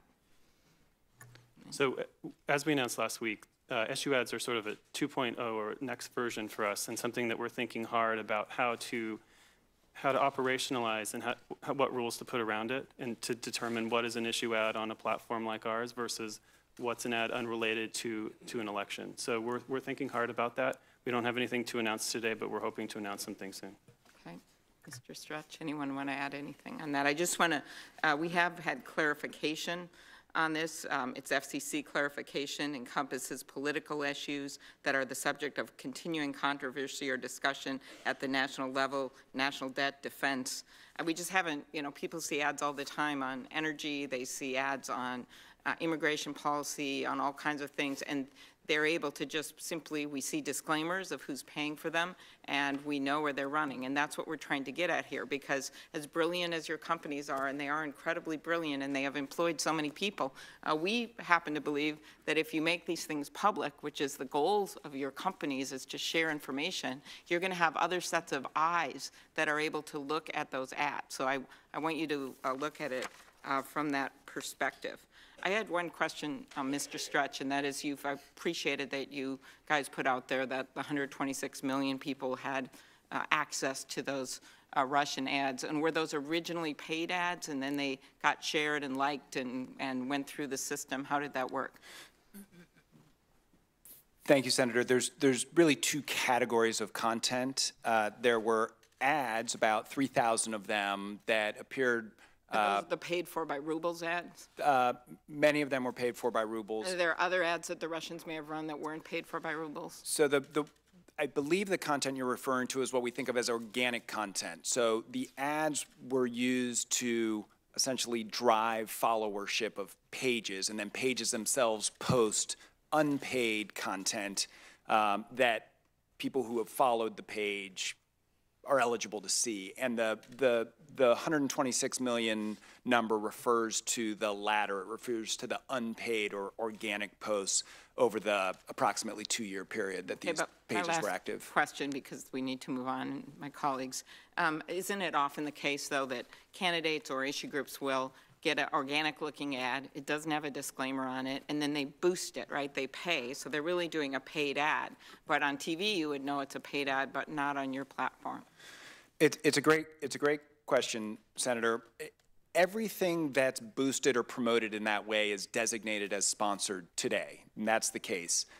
So it would have shown up as sponsored if it was paid, regardless of whether it related to a candidate or an issue. What we're doing going forward would capture that in the sense that we are creating a transparency mechanism for all pages. You go to the page and you can see every single ad that's running. So but right now you're just doing candidate ads and not the issues ads, and 90% of the ads the Russians bought were issued. With respect to what a user could see if they navigate to the page, they would see all of them, every single ad from every single advertiser. So it does sweep much more broadly than that. And we are also focused on making sure that in the political space, if there are disclosure obligations for the advertiser that relate to issue ads, as you've described, we're going to enable that. So the innovative ways we're working on to make sure that candidates can satisfy their obligations will cover that category. Well, we'll revisit this on a second round, but obviously it'd be easier if everyone had the same rules, and we would all know. Thank you. Thank you. Thank you for holding the hearing. Thank you for your testimony. I'm sorry if I'm plowing old ground here. I missed the first part of it. With regard to threat detection, just to find out what's out there, I believe Facebook, you have algorithms that do the first run, and humans that it kicks to a set of humans to look at it. And I understand that you've increased the number of humans who do look at these kind of things. Can you explain the process that you have? Thank you, Senator. It is certainly true that in ensuring the security of the site, we rely on systems and people. We have invested, and we are investing heavily on both fronts with respect to the sort of what I'll call the sort of particularized threat actors that are typically associated with nation states. That's a highly manual process. So we will, for example, have a threat indicator that we're tracking, and then if we see activity, that's really a highly intensive manual effort to police and try to understand the activity and essentially fan out from there. The systems are quite effective at identifying more, call it run-of-the-mine abusive behavior. So fake accounts that are springing up quickly with the purpose of spreading spam can be recognized by our systems, usually pretty readily and disabled without that sort of human intervention. Right. What's Twitter's policy there? How does that differ? Same kind of thing, algorithms, and then kicks it to a human set? That's right. We're very focused on the behavior of the account and a lot of the signals we can see sort of behind the public-facing platform.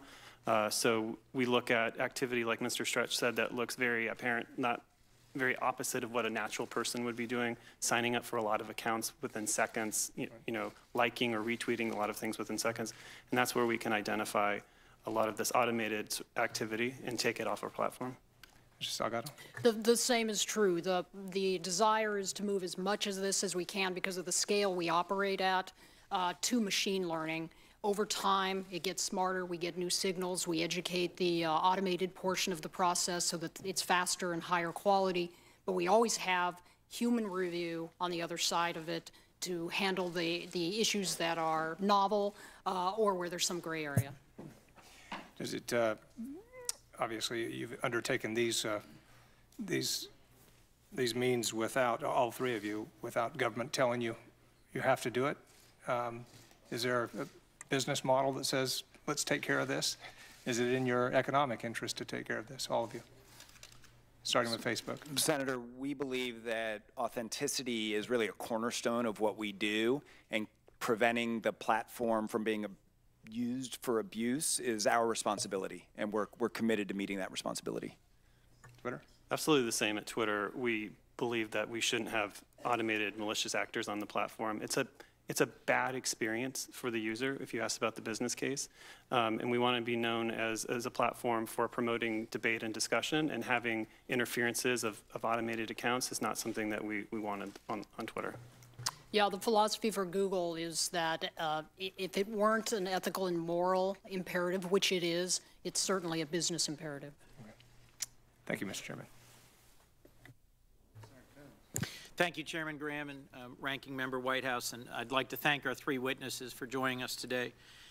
I think what you've presented today is truly troubling evidence of the scope and reach of Russia's interference in our last election, and the ways in which Americans who typically expect to know when they're consuming a political advertisement were misled, and what are very troubling, slow, halting steps by your otherwise compelling and innovative companies to come forward and to work with us and to help us understand the scope and consequence of this. Mr. Stretch, let me start, if I could, with a political ad from Facebook. This is an ad that was run on Facebook in May of 2016, a key moment in the primary campaigns of both Hillary Clinton and Donald Trump, when both were closing in on the nomination. A group that claimed to be Heart of Texas, you can see in the upper left, but was in fact paid for by Russians in rubles, used this ad to target Americans based on their professed characteristics, like an interest in patriotism or supporting veterans. The ad claims that Hillary Clinton is, quote, only one politician except Barack Obama who is despised by the overwhelming majority of American veterans. And it says if Clinton were elected president, the, quote, army should be withdrawn from her control according to amendments to the Constitution. This ad is nothing short of the Russian government directly interfering in our elections, lying to American citizens, duping folks who believe they are joining and supporting a group that is about veterans and based in Texas, when in fact it's paid for in rubles by Russians. Should Facebook be allowed to be a platform that foreign adversaries can use to run political ads, sir? Senator, that advertisement has no place on Facebook, and we are committed to preventing that sort of behavior from occurring again on our platform. It's something we take incredibly seriously. I think you're right to surface it. It's upsetting. It makes me angry. It makes everybody who works at the company angry. When I said we are doubling our teams from 10,000 to 20,000 in order to address safety and security on Facebook, that's exactly the sort of thing I'm talking about. Mr. Stretch, thank you for that answer. Let me show you another example. There's been a lot of attention on ads, but I think we also ought to focus on events.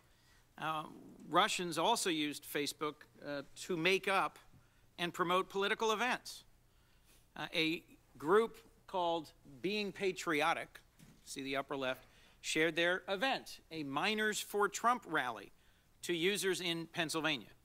But again, this political event was in fact a fraud, organized, funded, and supported by Russians. Russians trying to influence our election duped Americans in Pennsylvania into coming to an event that was nothing but a fake. Help me understand, if I might, Mr. Stretch. You've said that these things are vile and upsetting and cynical, and that you take responsibility for changing. Yet I'm concerned that we are now nearly a year after the election. 10 months after the election, September 6th, Facebook acknowledged $100,000 worth of ads were bought by a Russian company linked to the Kremlin, amounting to about 3,000 ads. But if I understand your testimony here today, it's that 80,000 posts by the Russian-linked Internet Research Agency were seen by 29 million Americans and may have reached an estimated 126 million people. Why has it taken Facebook 11 months to come forward and help us understand the scope of this problem, see it clearly for the problem it is, and begin to work in a responsible legislative way to address it, when former President Obama cautioned your CEO literally 9 days after the election last November that this was a big problem and Facebook needed to come forward?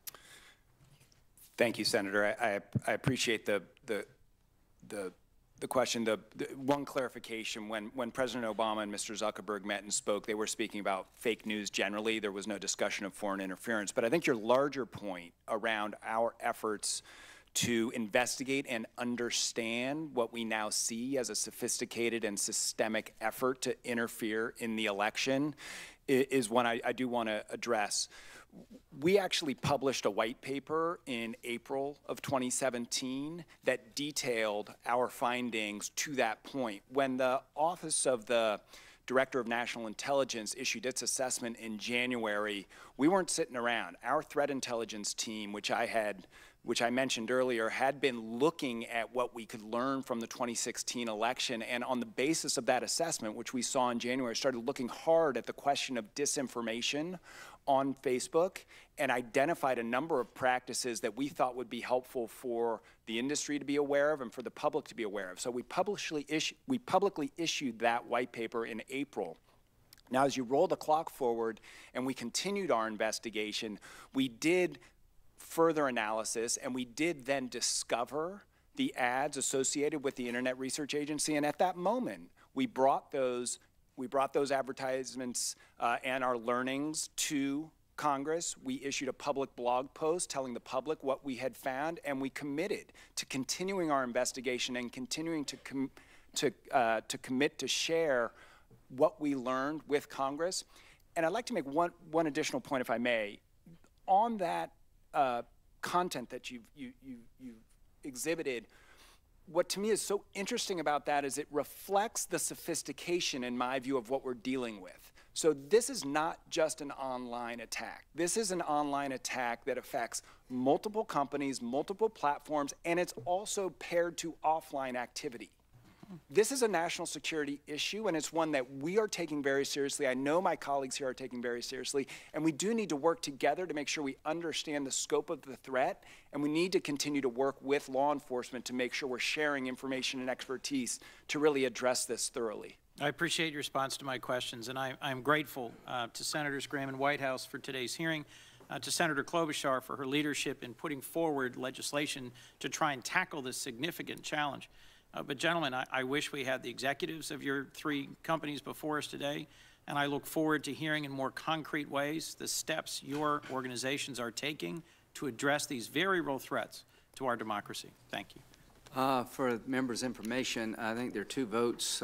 One just started, so we're just going to keep marching on here and just take turns voting. And Senator Cruz. Thank you, Mr. Chairman. Welcome. I appreciate each of you coming and testifying today.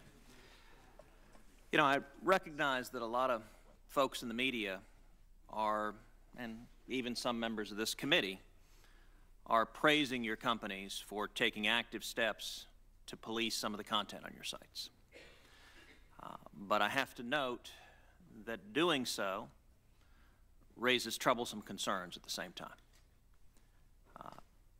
particularly given the percentage of news and political information that Americans receive online through social media or through other online avenues.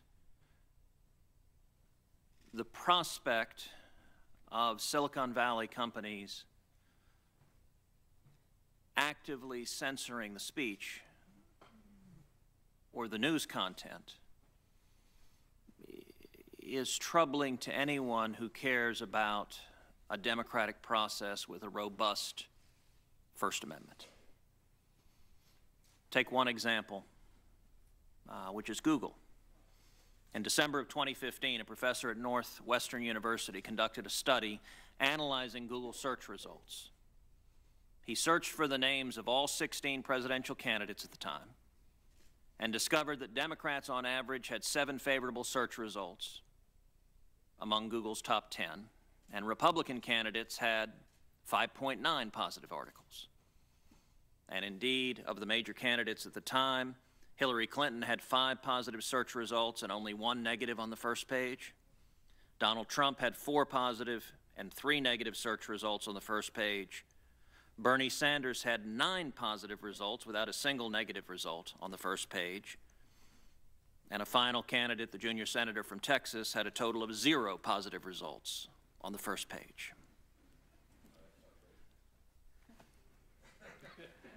You may well have been citing my colleague from Minnesota on that page. That is outrageous. I will note, I will say if there were a Frankenfilter, that might be popular. That same professor ran a second study and found the vast majority of news outlets that were represented in Google searches were left-leaning. It's not just Google. In 2016, it was revealed that Facebook was, quote, curating the list of trending news stories on their website.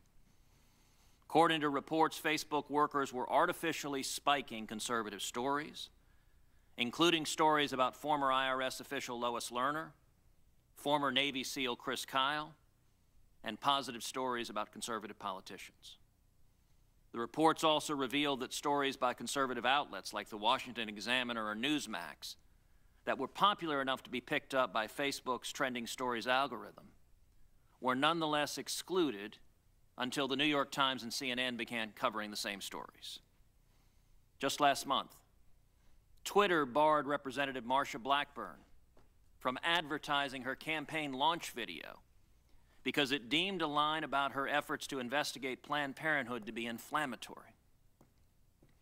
The Susan B. Anthony list recently had a video advertisement against a political candidate blocked on Twitter because it referred to partial birth abortion as being akin to infanticide. Now, those are all political positions that people can take in our democratic society. But it is disconcerting if those political positions become a lens through which the American consumers consume news. So I want to ask each of you, do you consider your sites, Mr. Edgett and Mr. Stretch, to be neutral public fora? Senator, we think of Facebook as a platform for all ideas, and we have boundaries in the sense that we don't permit certain categories of content, such as hate speech, but within those guidelines, we do not in any way discriminate on the basis of viewpoint or ideology. So I'm just trying to understand, is that a yes or no whether you consider yourself to be a neutral public forum? We don't think of it in the terms of neutral because what we're trying to do actually is provide each user a personalized news feed that will be the content that's most interesting to that user. But we do think of ourselves as, again, within the boundaries that I described, open to all ideas without regard to viewpoint or ideology. Mr. Edgett, same question. Free expression and free speech is at the core of the Twitter mission, and we do everything we can to enable that. Obviously balancing things like Mr. Stretch said against violence, violent threats, or abuse and harassment, but we believe that allowing the public and open platform that Twitter serves its community is one that's important to debate and discussion. And Mr. Chairman, if I can ask a final question, I'm at the end of my time. But how do you respond? Chairman, last I checked, I'm not going to object, but I would note that, Chairman, you and I are the only two who have sat through all of this today, and I would like to have a chance to ask a question before the vote's over. Question. But of course, I'll let Senator Cruz go ahead. Go ahead. How do both of you respond to the public concerns and growing concerns that your respective company and other Silicon Valley companies are putting a thumb on the scale of political debate and shifting it in ways consistent with the political views of your employees? Senator, again, we think of ourselves as a platform of for all ideas, and we aspire to that. We are acutely aware of the possibility of unconscious bias across a range of issues, not just politics, and we train our employees on that for that precise reason. We want to make sure that people's own biases are not brought to bear in how we manage the platform. Similar at Facebook or at Twitter, we are spending a lot of time training these employees who are looking at user reports on organic tweets. We have stricter policies around advertisements. The one you referenced is an example of that, where since we are serving those ads to folks who aren't following the accounts and haven't asked to see the content, we want to make sure it's always a positive experience. But even there, we're making tough calls and we're learning from mistakes and revising policies and procedures going forward.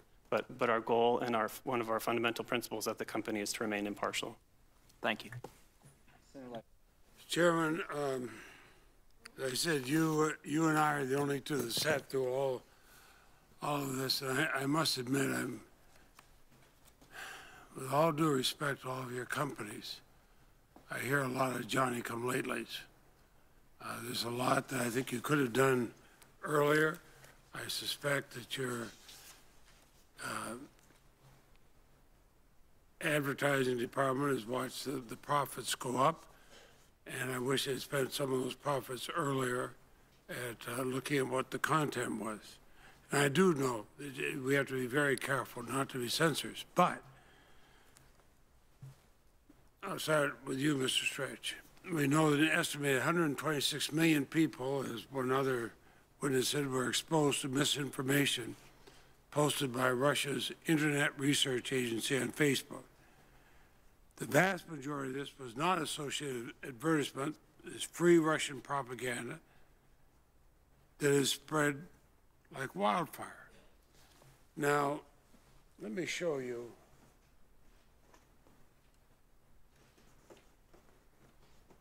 These strongly resemble pages you've already linked to Russia. At minimum, these pages are inflammatory. When I mentioned Johnny-come-lately, these were on today.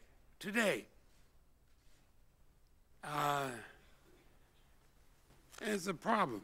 Now, can you tell me with certainty that none of these pages were created by Russian-linked organizations? They're very similar to some we've seen before.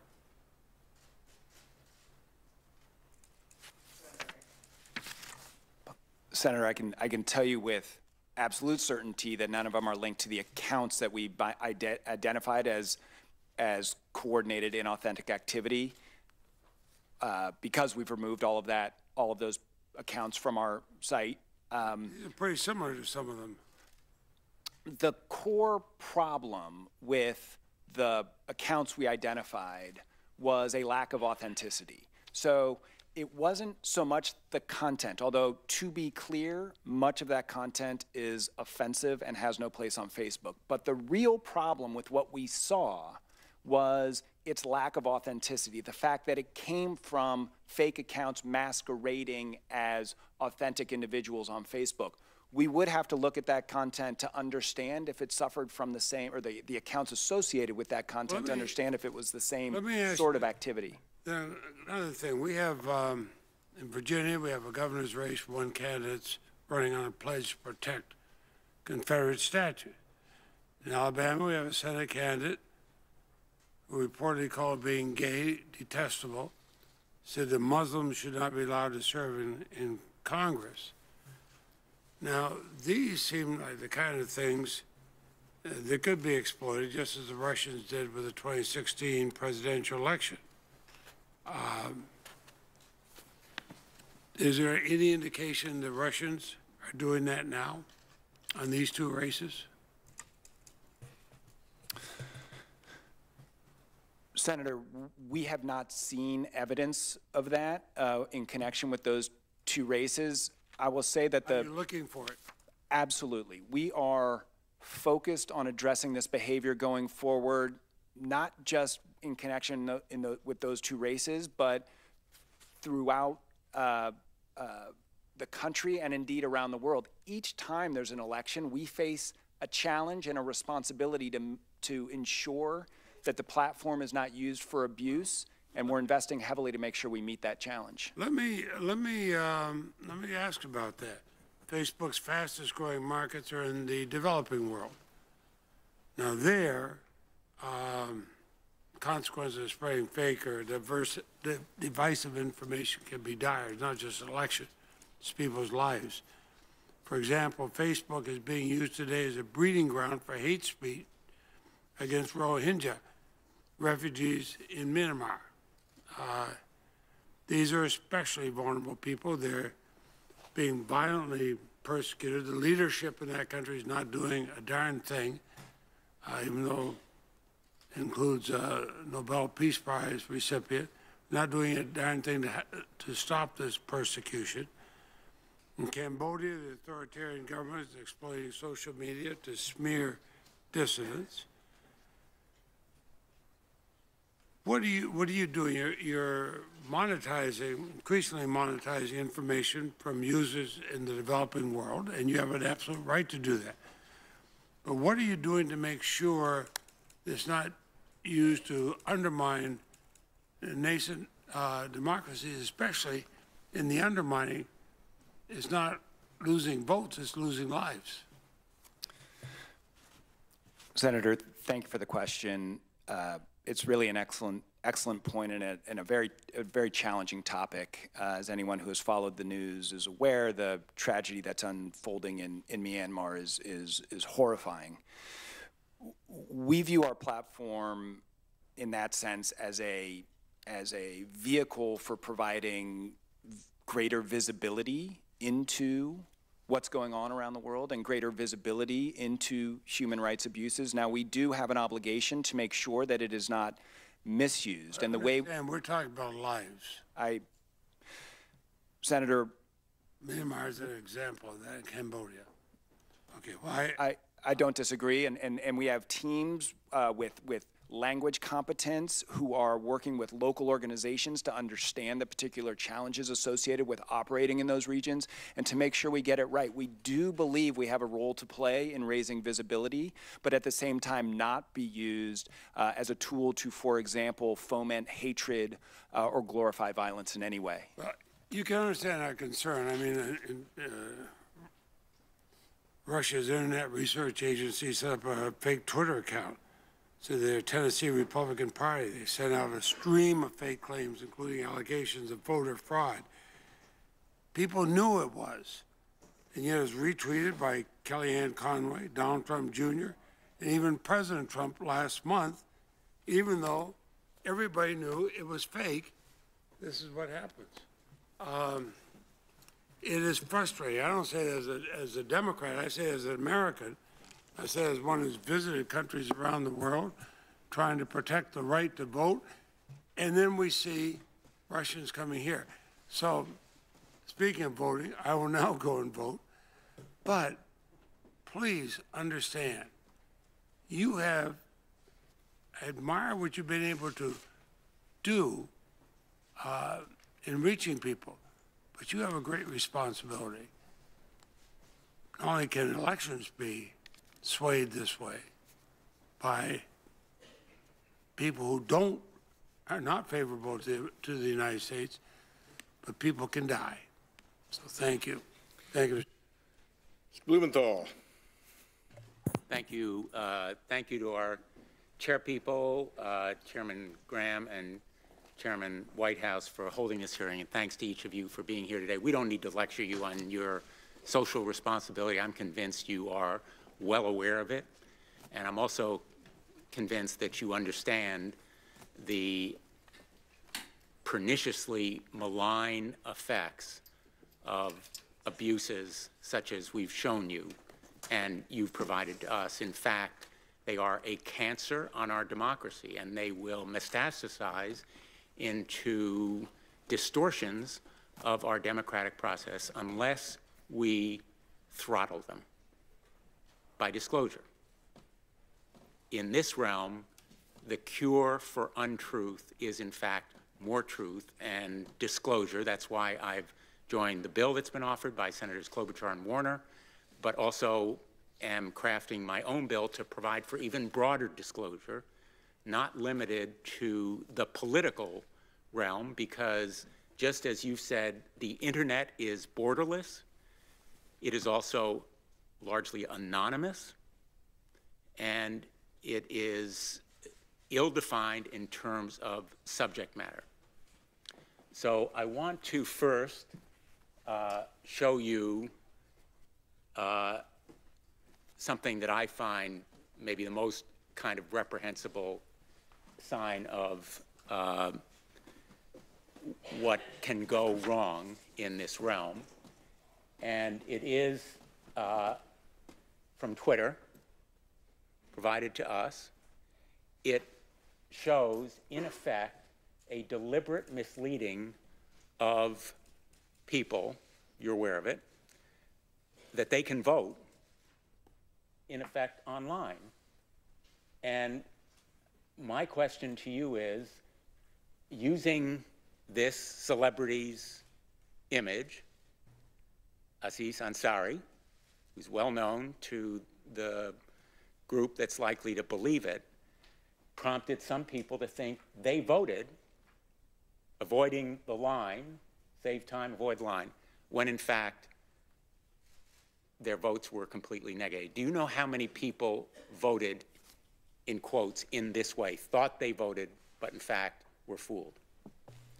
We aren't able to quantify that, but what we were able to see before we took down this and all other tweets like it as illegal voter suppression on our platform, and we've provided all of those tweets to the committee staff, is that there's an outpouring of tweets refuting these tweets as being false and illegal voter suppression. We saw 8 times as many tweets seen on the refuting tweets. We saw 10 times as many users retweeting tweets that warned other voters about. But there's no question in your mind that this kind of image is voter suppression. By the way, I have 20, 30, 40 of them, so there may have been people discounting them, but at the same time, they kept reappearing.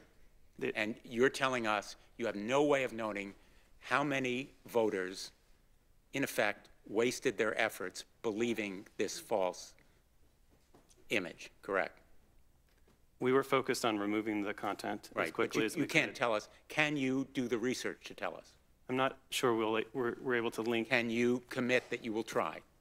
We will absolutely get your staff all the information we can. There's an area that we haven't covered, and if we still have Senator Coons's image from the heart of Texas, It's been taken away. It has been taken away, I'm told. So we can do without the image. Let me ask you, Mr. Stretch, that post or ad, whatever you call it, was in fact targeted to an audience, correct?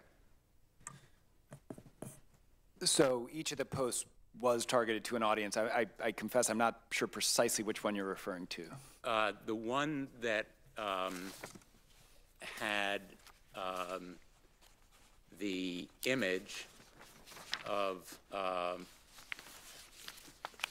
it's this one. It had an image of a soldier, and it referred to Hillary Clinton has a 69% disapproval rate among veterans. I'm familiar with it, yes, thank you. So this ad, among many others, was provided to our committee. I've been through, I think, a lot or most or perhaps all of the ads. And what struck me is not just the ads and how misleading they are, and you use the word sophisticated, absolutely right. These ads are sophisticated in their malignant distortion, but they're also targeted. In fact, the information that you provided us indicates this ad was targeted at people in the state of Texas, 18 to 65 years old. It had various other characteristics, interests, independence, or patriotism. That's true of most of the ads that you provided us. They have indicia of targeting, which also was extremely sophisticated, correct? Certainly the interest-based targeting appeared to reflect an understanding of the type of audience these actors were trying to reach. There is a professional activity that helps target ads, correct? There are certainly many companies and individuals who work on targeting digital media, yes. Do you know who helped the Internet Research Agency in doing this targeting? Senator, we're not able to essentially see behind the accounts. All we can see is the activity that's on our platform. So it could have been a political campaign that provided this information about targeting.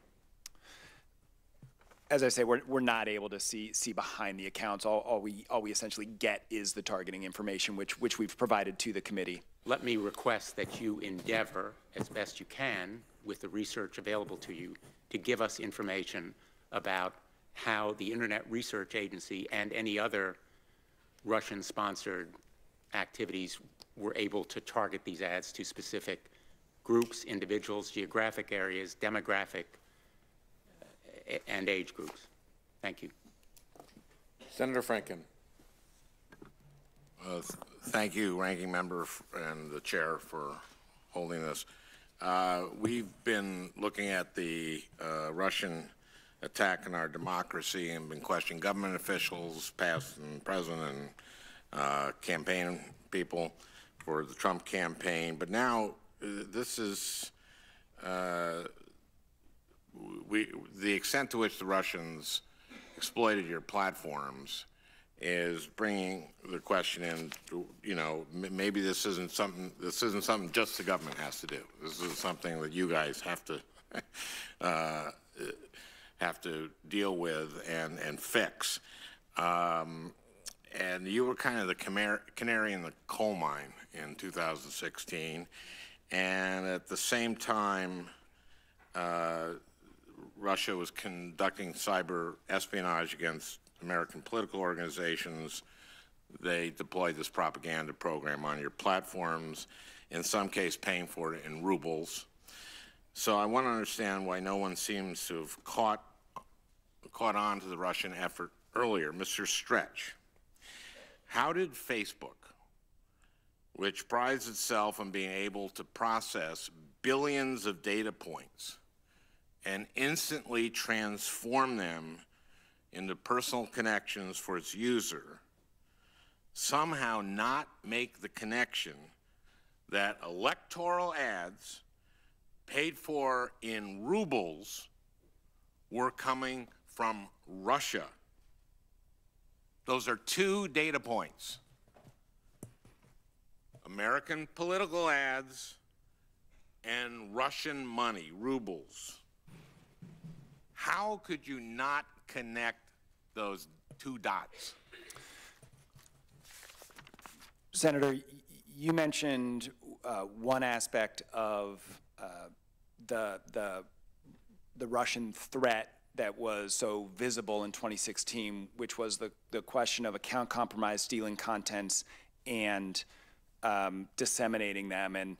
And that's a threat our security team was intensely focused on, and we think effectively addressed. I think in hindsight, we should have had a broader lens. There were signals we missed, and we are now focused. People are buying ads on your platform with rubles. They're political ads. You put billions of data points together all the time. That's what I hear that these platforms do. They're the most sophisticated things invented by man ever. Google has all knowledge that man has ever developed.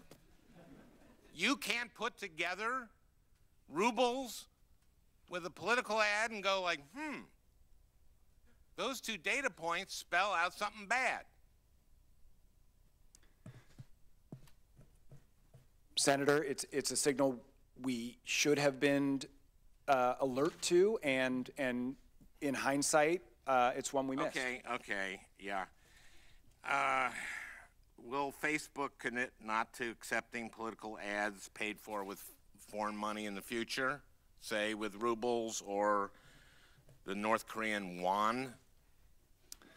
If a political ad with a won is paid for by a North Korean won, will you pledge not to put it on? Senator, our goal is to require all political advertisers, regardless of currency, to provide documentation information demonstrating that they're authorized to advertise. The currency signal, I understand your point. It's a signal we should have missed. You can't say no to that. the currency signal. You can't say no to that. It's very easy to Please answer yes or no, sir. I'm asking you a question. Just answer yes or no. Can you do that? You're sophisticated. You're the chief legal counsel for Facebook. Please answer yes or no. I can tell you that we're not going to permit advertising to permit political advertising by foreign actors. The reason I'm hesitating on foreign currency is that it's relatively easy for bad actors to switch currency. So it's a signal, but it's not enough. We have to sweep more broadly. Why would anyone use the North Korean won? Why would a bad actor go like, I'm going to trick Facebook? I'm going to use the North Korean won. Senator, our goal is to make sure we're addressing all forms of abuse. My goal is for you to think through this stuff a little bit better. Can I have a little bit more time? Well, Senator Hirono, you're next. Thank you. Since all of you commit to doing better, do each of you have a mission statement regarding your commitment to prevent the use of your platforms to promote, as Mr. Stretch describes it, to prevent the promotion of discord or fomenting of discord? Is there some statement that you can tell us that says, okay, we're committed that this is not going to happen again? Mr. Stretch, we'll start with you. So our mission is to give people the power to build community and bring the world closer together. Our policies prohibit hate speech of all kinds, as well as other forms of bullying and harassment. Well, one thing that you said, Mr. Stretch, in response to one of the other questions was, you said authenticity is our responsibility. I kind of like that as a mission statement for all three of your companies. Authenticity. At Facebook, we do require people to use the service by the name they're known by, and we believe that's a very important part of the service Facebook offers. It is, to us, the cornerstone of authentic dialogue. We want to make sure people, when they come to Facebook, can trust the content they see, and it is our responsibility to make sure that we're enforcing that by policing bad actors who are using inauthentic accounts. Or a simple mission statement like, you can trust our platform. So to Mr. Edgett or Mr. Salgado, do you have a mission statement with regard to this particular concern that we are addressing in the hearing today? Yeah, one of our underlying missions is to help unite and inform, and obviously the type of activity we're talking about today is intended to divide. So we're working very hard on this. We have a policy around anonymity to allow free speech and expression, especially in more difficult parts of the world, to enable political dissidents or embedded journalists or human rights activists to take on a different persona, to speak truth to powerful individuals. So we're always trying to balance that with the ability to make sure that we're not trying to divide through political or state-sponsored acts like we're talking about today. Well, I'll let Mr. Salgado also respond briefly. Sure, briefly. Well, absolutely, and we just put out a public statement. I think it was even yesterday about wanting to do better in this area and being committed to do so, and setting out some specific steps. Yes, we are very interested in the specific steps. And Mr. Stretch, you said that there are 150 people at Facebook just focused on the content of the content of what's on your platform. How many people do you have, Mr. Edgett, at Twitter to concentrate on the content and ferreting out the kind of content that would be deemed unacceptable, divisive? I realize there are a lot of First Amendment complicated issues, but how many people do you have? Well, we harness the power of both technology, algorithms, machine learning to help us, and also a large team of people that we call our trust and safety team and our user services team. It's hundreds of people. We're at a different scale than Facebook and Google, obviously, but we're dedicating a lot of resource to make sure that we're looking at user reports about activity on the platform that they think is violent or activity on the platform they think is illegal, and prioritizing that accordingly. So you have fewer people than Facebook. Facebook has 150. You said you have hundreds. No, we have hundreds, Hundreds. across user services and trust and safety, looking at the issues of content on the platform. What about you? Google has thousands of people. There's many different products and different teams work on them, but internally we'll have thousands of people working on them. We also get a good deal of leads on content that we need to review for whether it's appropriate or not that come from outside the company. You have thousands of people just focused on the content? On various types of Mr. content. Stretch indicated to us that he has at Facebook? You have thousands of people dedicated? We have thousands of people dedicated to make sure that content across our, remember Google has many different properties within it, but yes, the answer is we have thousands that look at content that has been reported to us as inappropriate. So in view of that, Mr. Stretch, do you think 150 people is enough people? Senator, to be clear, the 150 people I mentioned earlier is people whose full-time job is focused on addressing terrorism content on Facebook. In terms of addressing content on the site generally, we have thousands. And indeed, we have a community operations team that we announced earlier that we were this year that we were going to be adding additional thousands to the several thousands that are already working on this problem every day. It's pretty clear that this is a whole new sort of use or misuse of your platform, and you may have various ways to address terrorist content, but this is a whole other thing. I do have, may I ask one more question? This is a short one for Mr. Stretch, because you indicated that there were 126 million people who saw the content associated with the Internet Research Agency, and that may be just the tip of the iceberg because that was just from one source, and there may be plenty of other dark sources out there. And in an election where a total of about 115,000 votes would have changed the outcome, can you say that the false and misleading propaganda people saw on your Facebook didn't have an impact on the election? Can you say that it didn't have an impact on the election? Senator, we're not well positioned to judge why any one person or an entire electorate voted as it did. The content that we've provided to the committee was a very small fraction, 0.004% of the content that was served in the United States over the period in question. The point I do want to emphasize is that any amount, however small a fraction of this sort of content has no place on Facebook, and it's why we're investing to address this going forward. I don't think anybody could say that this kind of content did not have some kind of effect on our election outcomes. Thank you. Chairman Graham authorized a second round of 3 minutes. If you guys are good to continue, then I'll turn to Senator Klobuchar for 3 minutes. Thank you very much. I had a follow-up question actually about voter suppression efforts. And Mr. Edgett, we appreciate the ads that we saw, and we'd like to see all of them, of course. But some of the ads has been discussed contained misinformation, telling voters that they could vote online, which of course wasn't true. In fact, here's one of them, targeted, of course, telling people that they could just text Hillary to that number, and that's how they vote. And I mean, you have clearly stated this would be wrong, in fact, illegal, right? That's right. We took these down as illegal voter suppression. Right, and I appreciate that you did that, and you said there were more people, you know, on that line that called them out, those kinds of things. But I just want people to understand what this is. Efforts like this are actually criminal. They're illegal. I'm not talking about your company here. I'm talking about people that are running these kinds of ads.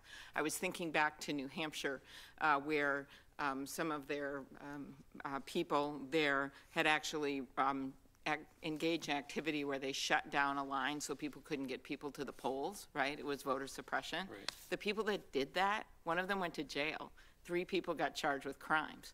And so my point here is that these kinds of ads, how serious this is voter suppression. It is actually illegal to do this. It is criminal. And I say it so that people understand why we need to have another kind of law in place, which is to police this conduct so that we don't have these kinds of things going on that are so very serious. And that's why Senator McCain and Senator Warner and I have come together.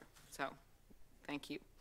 Mr. Salgado, I just have just a remaining minute here.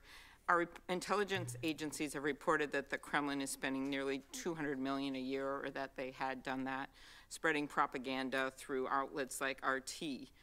In the lead up to the election, President Putin of Russia sought to delegitimize the U.S. electoral system by intensifying critical coverage on RT. RT is one of the most popular channels on YouTube, is that right? Yeah, it is a popular channel on YouTube, yes. So YouTube provides a share of the advertising money that it makes on popular channels to the sponsors of those channels. And there's actually these Google calculators that can help estimate potential earnings based on page impressions. The more clicks, the more money is made. Is it safe to say here then that they make a significant amount of money in shared ad revenue from you? Is Google actually paying this Kremlin-owned entity, RT? I think RT is making money on ad revenues through their YouTube channel. That's but my do you actually pay them? Is Google paying them? I'm not sure exactly how the money flow goes, but we would certainly be involved in the remuneration to the YouTube channels. Okay, well that sounds like you're paying them. It may be. The only reason I'm hedging is I don't know exactly the financial flow. So we'll follow up in writing That's on that fine, one then. yes. Okay, thank you. A couple of final, I hope, very quick questions. One for Mr. Edgett. With respect to both the graphic that Senator Klobuchar just showed you and the one that Senator Coons, or maybe it was Senator Blumenthal with Aziz Ansari on it. Right. You can at least tell us how many people obeyed the instruction and texted Hillary to 59925. You don't know what other behavior they engaged in, but you would know that. And you would also know who tweeted Clinton Kane with the hashtag presidential election on November 8th, 2016 between 8 a.m. and 6 p.m., correct? We would know the second one, but we wouldn't be able to tell whether someone picked up their phone and texted that number. Okay. So the second one you can get to us. And there's been kind of a bit of an atmosphere here that in terms of small dollar numbers, it's not such a big deal because you have such big platforms.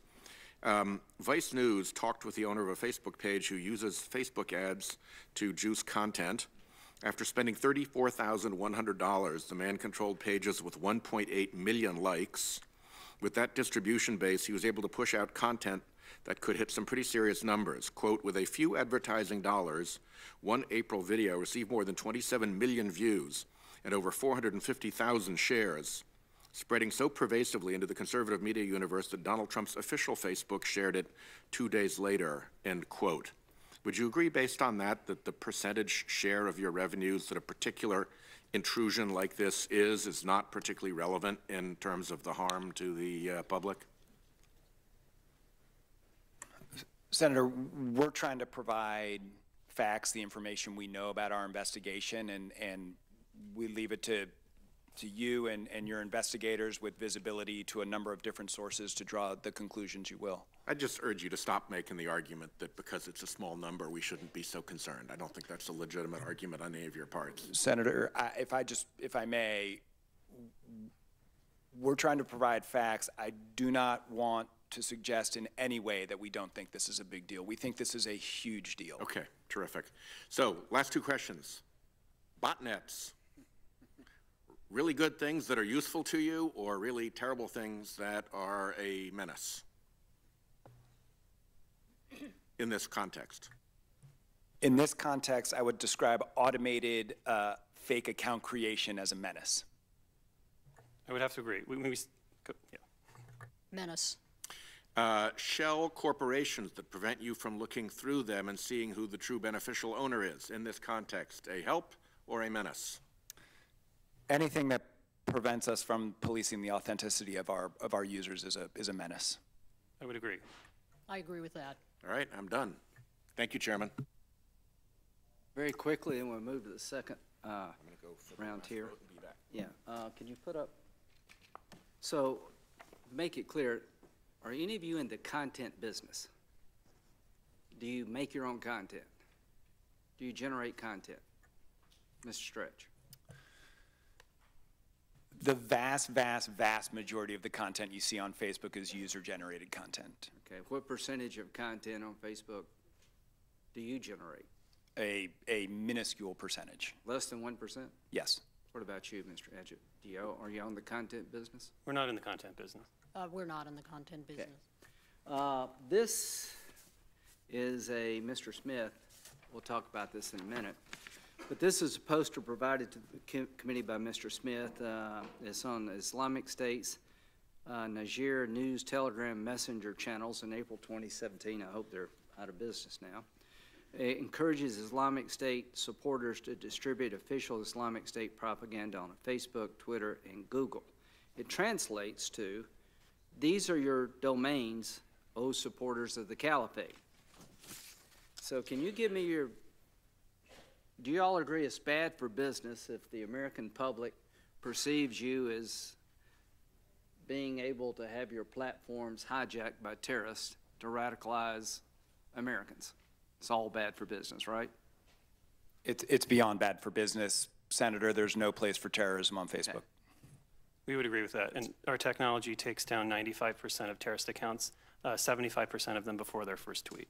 Okay. Oh, I agree with that proposition. Okay, on May 22nd in Manchester, there's a suicide bombing where the man in question killed 22 people. There's an ISIS bomb-making instructional video on YouTube to build the explosive device. You took it down, it came back up. How do you prevent that from happening?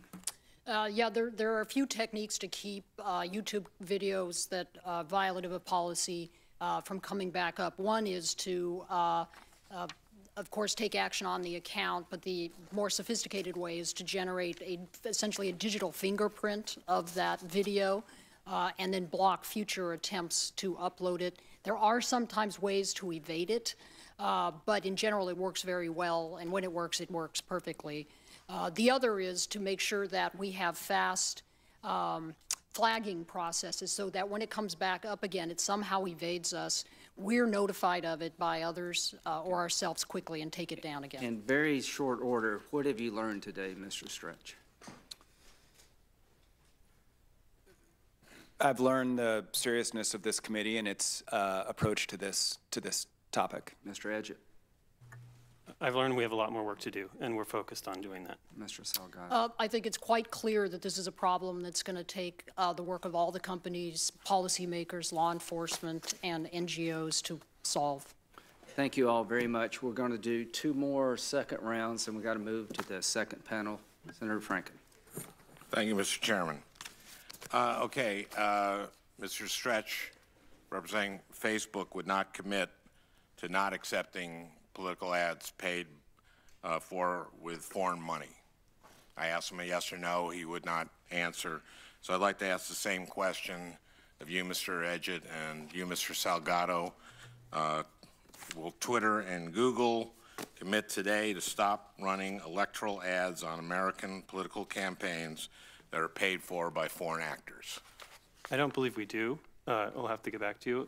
And part of the initiative around transparency on who's paying for an ad is to help educate as well as who's behind the advertisement. But I don't believe we take rubles. Okay. Just yes or no, will you not take foreign political ads paid for with foreign money? Yes. Okay. I would want to check to make sure it's a good signal. If it's a good signal, yes. If it's not a good signal, then it's not a good approach. But the intention of it is consistent. That's right. Okay. You know, foreign companies actually can't legally do that. Right. Foreign companies can. That's right. So the trick is to make sure that it is a signal that gives us the right hit. It's a very good signal, and so it may be the right one to use. Okay. Yeah. Okay. Foreigners can't, use money in our campaigns. You know that, right? It's illegal. So you want to know if it'd be a good signal whether to do something illegal or not? No, the question is whether it's a signal, if it's a good enough signal on illegality. But but you're absolutely right. There's not going to be room I think it's a very plain question. Okay. Mr. Stretch, ProPublica recently reported that up until last month, Facebook allowed advertisers using the company's self-service ad buying platform to target more than 2,000 people who express interest in the topic of, quote, Jew hater and other anti-Semitic themes. Apparently, these categories were created by an algorithm, not a human being. And Facebook removed them from the ad platform, but only after reporters notified the company about it. Mr. Stretch, I understand that Facebook has since taken a number of steps to prevent targeting based on self-reported interests, but I question how such categories could be generated and allowed to persist without any human oversight. Is it possible that Facebook really didn't know that these categories existed until the media told you? Senator, these categories, which of course are deeply offensive and alarming, were, as your question suggested, algorithmically generated, and we don't actually have any reason to believe they were actually used, but the mere possibility that our system permitted them to be generated is unacceptable. And that's exactly why we not only removed them, but launched a comprehensive review to make sure we have adequate guardrails in the terms. So you don't know how many people saw those ads? We're not aware of evidence that they were used, but the point I'm trying to make, Senator, but you don't know that they weren't. We don't know for certain that they were never used. That's certainly correct. What we want to do is learn from this and make sure that, with respect to the interest categories that we permit advertisers to target against, obviously are not so vile and not so offensive, and we're putting in place safeguards to address it. I know I'm out of time, Mr. Chairman, but you don't know how much revenue you generated from ad campaigns targeting Jew haters. We're not aware of any revenue that was generated using that target. Yeah, but that's not, you don't know whether you did or not, and therefore you don't know. The answer to my question is I don't know. The answer to your question is I'm not aware of any revenue that was generated. We have no reason to believe they were used, but I cannot say that without equivocation. Thank you. Senator Kennedy. Thank you, Mr. Chairman. Gentlemen, let me say once again, I'm very proud that you're here representing companies that are American companies. And I do believe you do enormous good. But I do find your power breathtaking.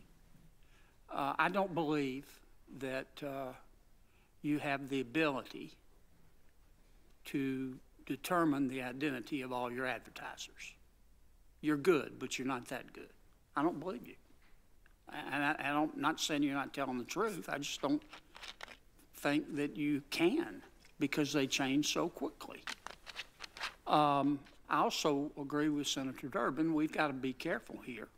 If we tell you, go forth and don't run any more advertisements that are divisive, well, that's going to require you to edit and censor content. And that kind of bothers me too. Here's my question on an unrelated subject, though it is related, because none of this would be possible without your ability to target people. If I came to you, let's suppose I'm a liquor advertiser, and let me start with Google, because I didn't mean to pick on Facebook the whole time.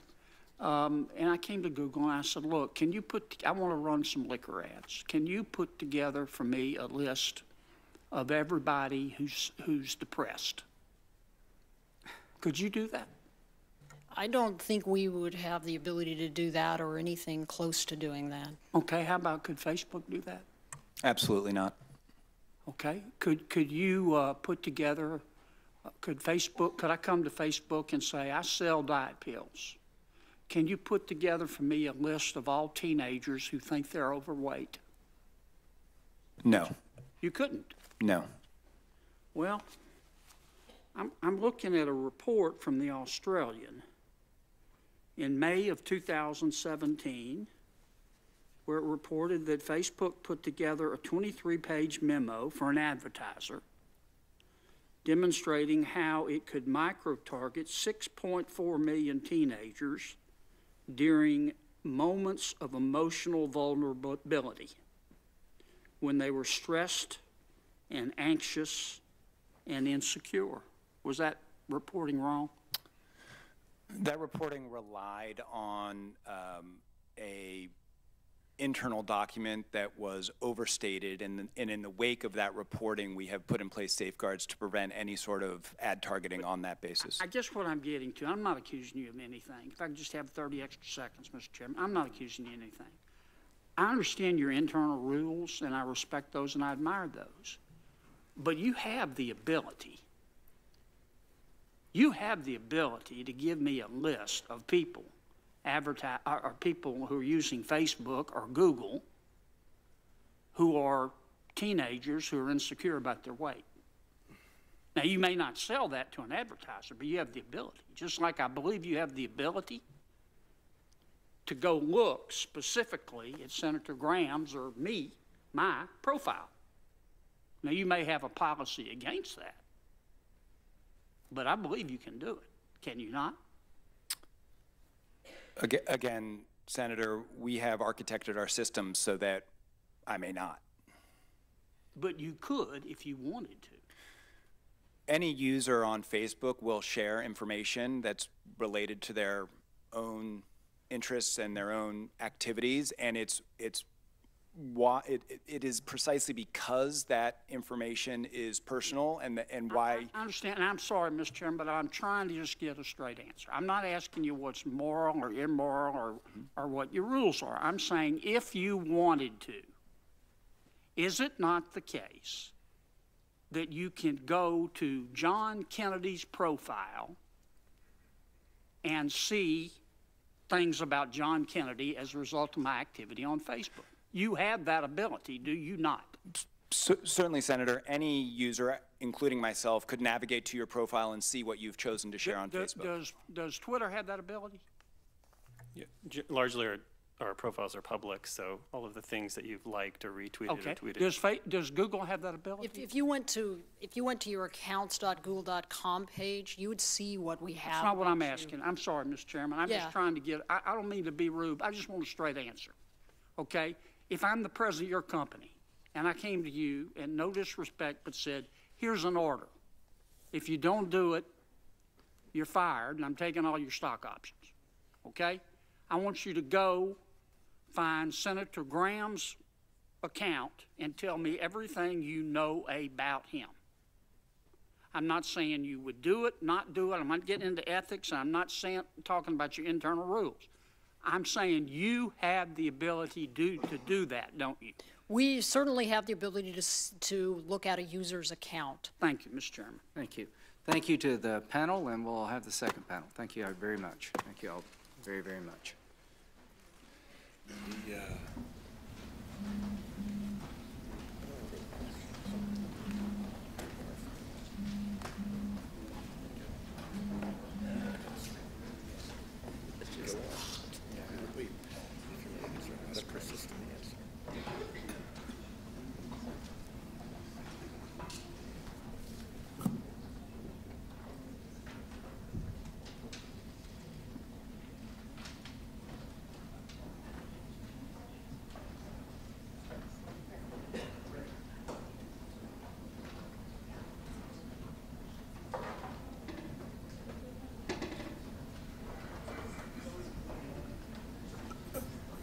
Thank you both for coming.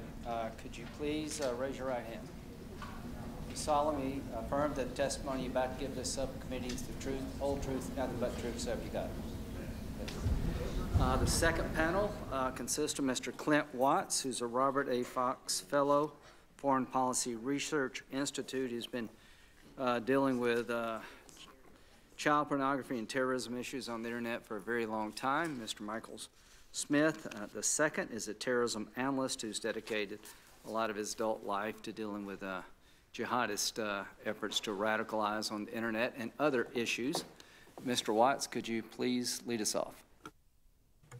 Thank you, Mr. Chairman, members of the committee, for having me here today.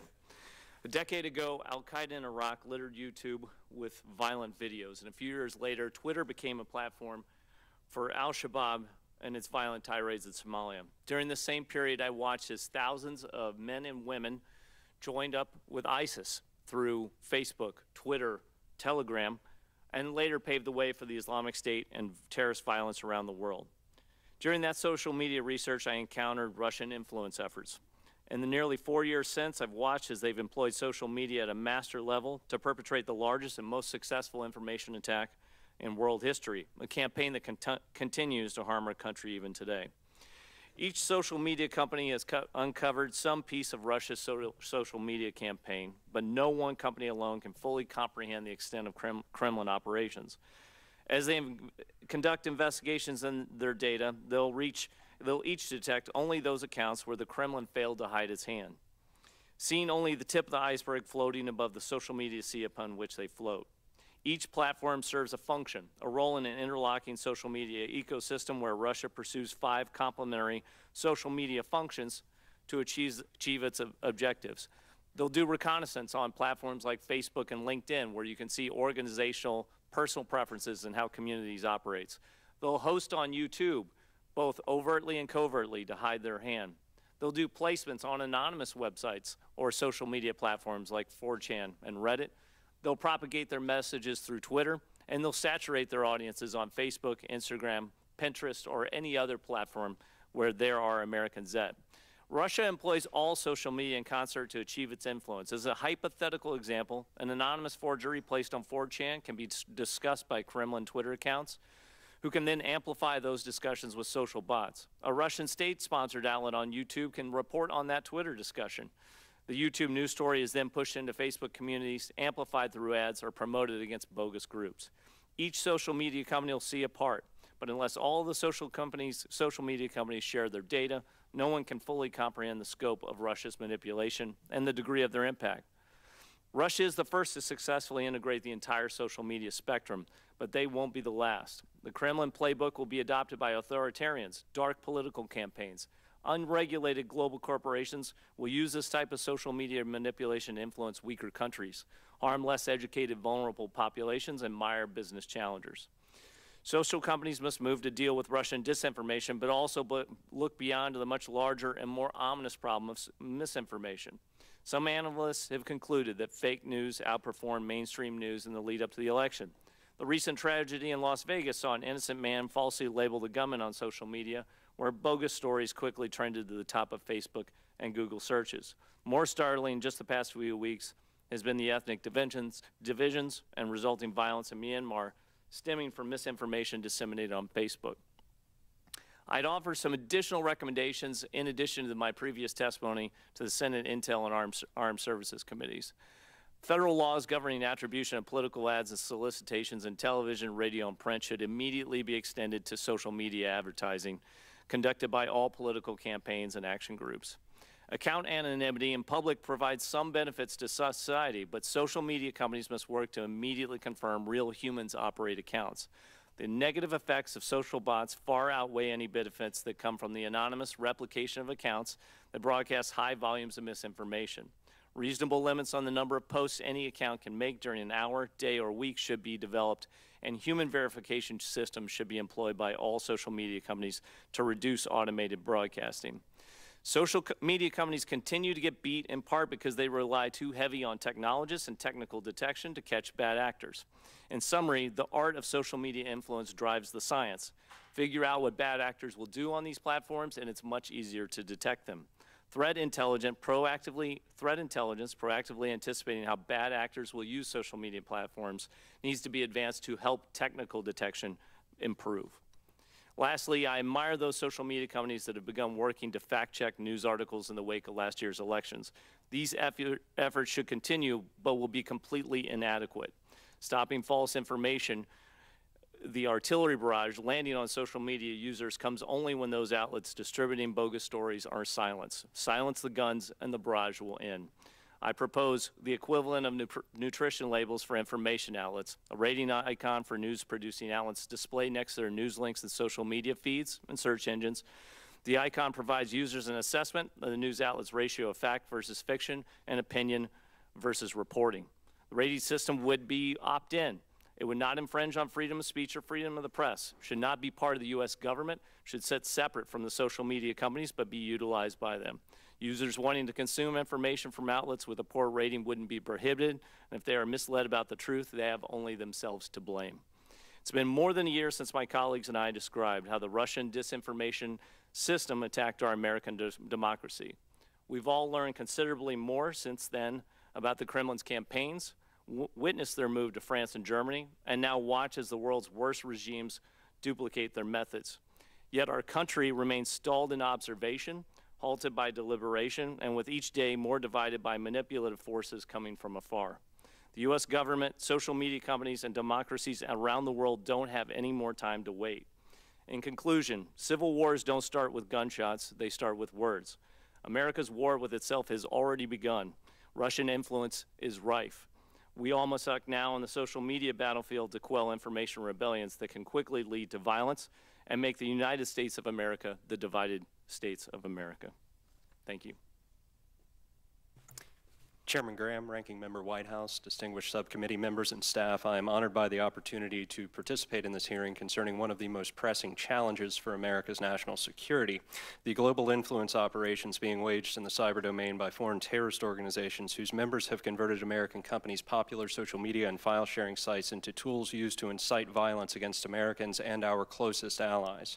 The bottom line up front, the environment terrorists have found it so easy to operate in online is one which American companies could have reshaped years ago when the American-born al-Qaeda cleric Anwar al-Awlaki used tools like Facebook and YouTube to expand al-Qaeda's reach into our homeland, meanwhile petitioning for attacks like the one that occurred at Fort Hood in 2009. In more recent years, the surge of attacks executed in the West by Islamic State supporters not trained in its primary areas of operation indicates Islamic State has achieved a power of persuasion sufficient to remotely accelerate the radicalization process, culminating in a resort to violence. During this time, American companies whose technologies have been used by Islamic State and other terrorist groups to expand their capabilities to recruit and incite violence have yet to develop countermeasures which effectively deter terrorists from continually exploiting their technologies. That situation very likely influenced Russian intelligence officials' calculations when assessing the feasibility of plans to harness these companies' technologies to undertake their influence operation targeting American voters. In mid-2014, Islamic State began converting popular social media and file-sharing sites into tools used to wage the most aggressive and effective global influence operation of any terrorist group in history. With unprecedented efficacy, Islamic State propaganda broadcast globally using tools like YouTube and Google Drive has helped engineer perceptions of the group which enable it to persuade supporters to execute attacks here in the West. Social media platforms like the one managed by Twitter have been used by Islamic State to not only grow the audience for this propaganda, but to also identify prospective recruits. Islamic State has meanwhile used Twitter to promote hit lists containing targets for attacks in the United States and to crowdsource threat campaigns against journalists and terrorism analysts, myself included among them. Islamic State members have also used Twitter to advertise their contact credentials on encrypted and difficult to monitor chat applications like Telegram Messenger. In 2014, the emergence of large pro-Islamic State networks on social media platforms like the one managed by Twitter highlighted persistent deficiencies in strategic analysis against terrorist elements on the parts of American social media companies. Since then, increasingly aggressive account suspension and content removal initiatives undertaken by companies like Twitter, Facebook, and Alphabet have failed to dissuade Islamic State members from exploiting their technologies to encourage support for the group. The same can be said for al-Qaeda. Other alarming deficiencies are evinced by Alphabet's policies. Notably, Alphabet has allowed YouTube and Google Drive users to promote videos featuring guidance provided by Salafi jihadist clerics like al-Awlaki. Killed earlier this year, senior Islamic State official Turki al-Bin Ali is another cleric whose guidance can easily be found on YouTube. These videos help generate buy-in for Salafiyya Jihadiyya. This ideology informs the agendas of al-Qaeda and Islamic State and other groups comprising the global jihad movement. This ideology imbues adherents with a sense of urgency to defend their faith vis-a-vis support for terrorism campaigns waged against Americans and our allies. In addition to global broadcasting capabilities and worldwide connectivity with supporters, other factors make these companies' technologies attractive tools for terrorists. Notably, most of these companies allow account managers whose identities are unknown to them to simultaneously use various technologies, such as virtual private networks or VPNs, to mask their physical locations when active on these popular websites. This translates to an absence of risks encountered by Islamic State propagandists, recruiters, and supporters sufficient to deter them from continually exploiting these companies' technologies. Because if they are using the right VPNs, as Islamic State has encouraged its supporters to do for several years, it can be impossible for authorities to identify their physical locations once suspicious or illegal activity has been observed. Certainly, the same applies to a wide range of other illicit actors who are active on these platforms. Ultimately, American companies are not doing all they possibly can to mitigate threats emanating from popular spaces of the internet managed by them. Thank you again for this opportunity. I look forward to further discussing this set of problems with you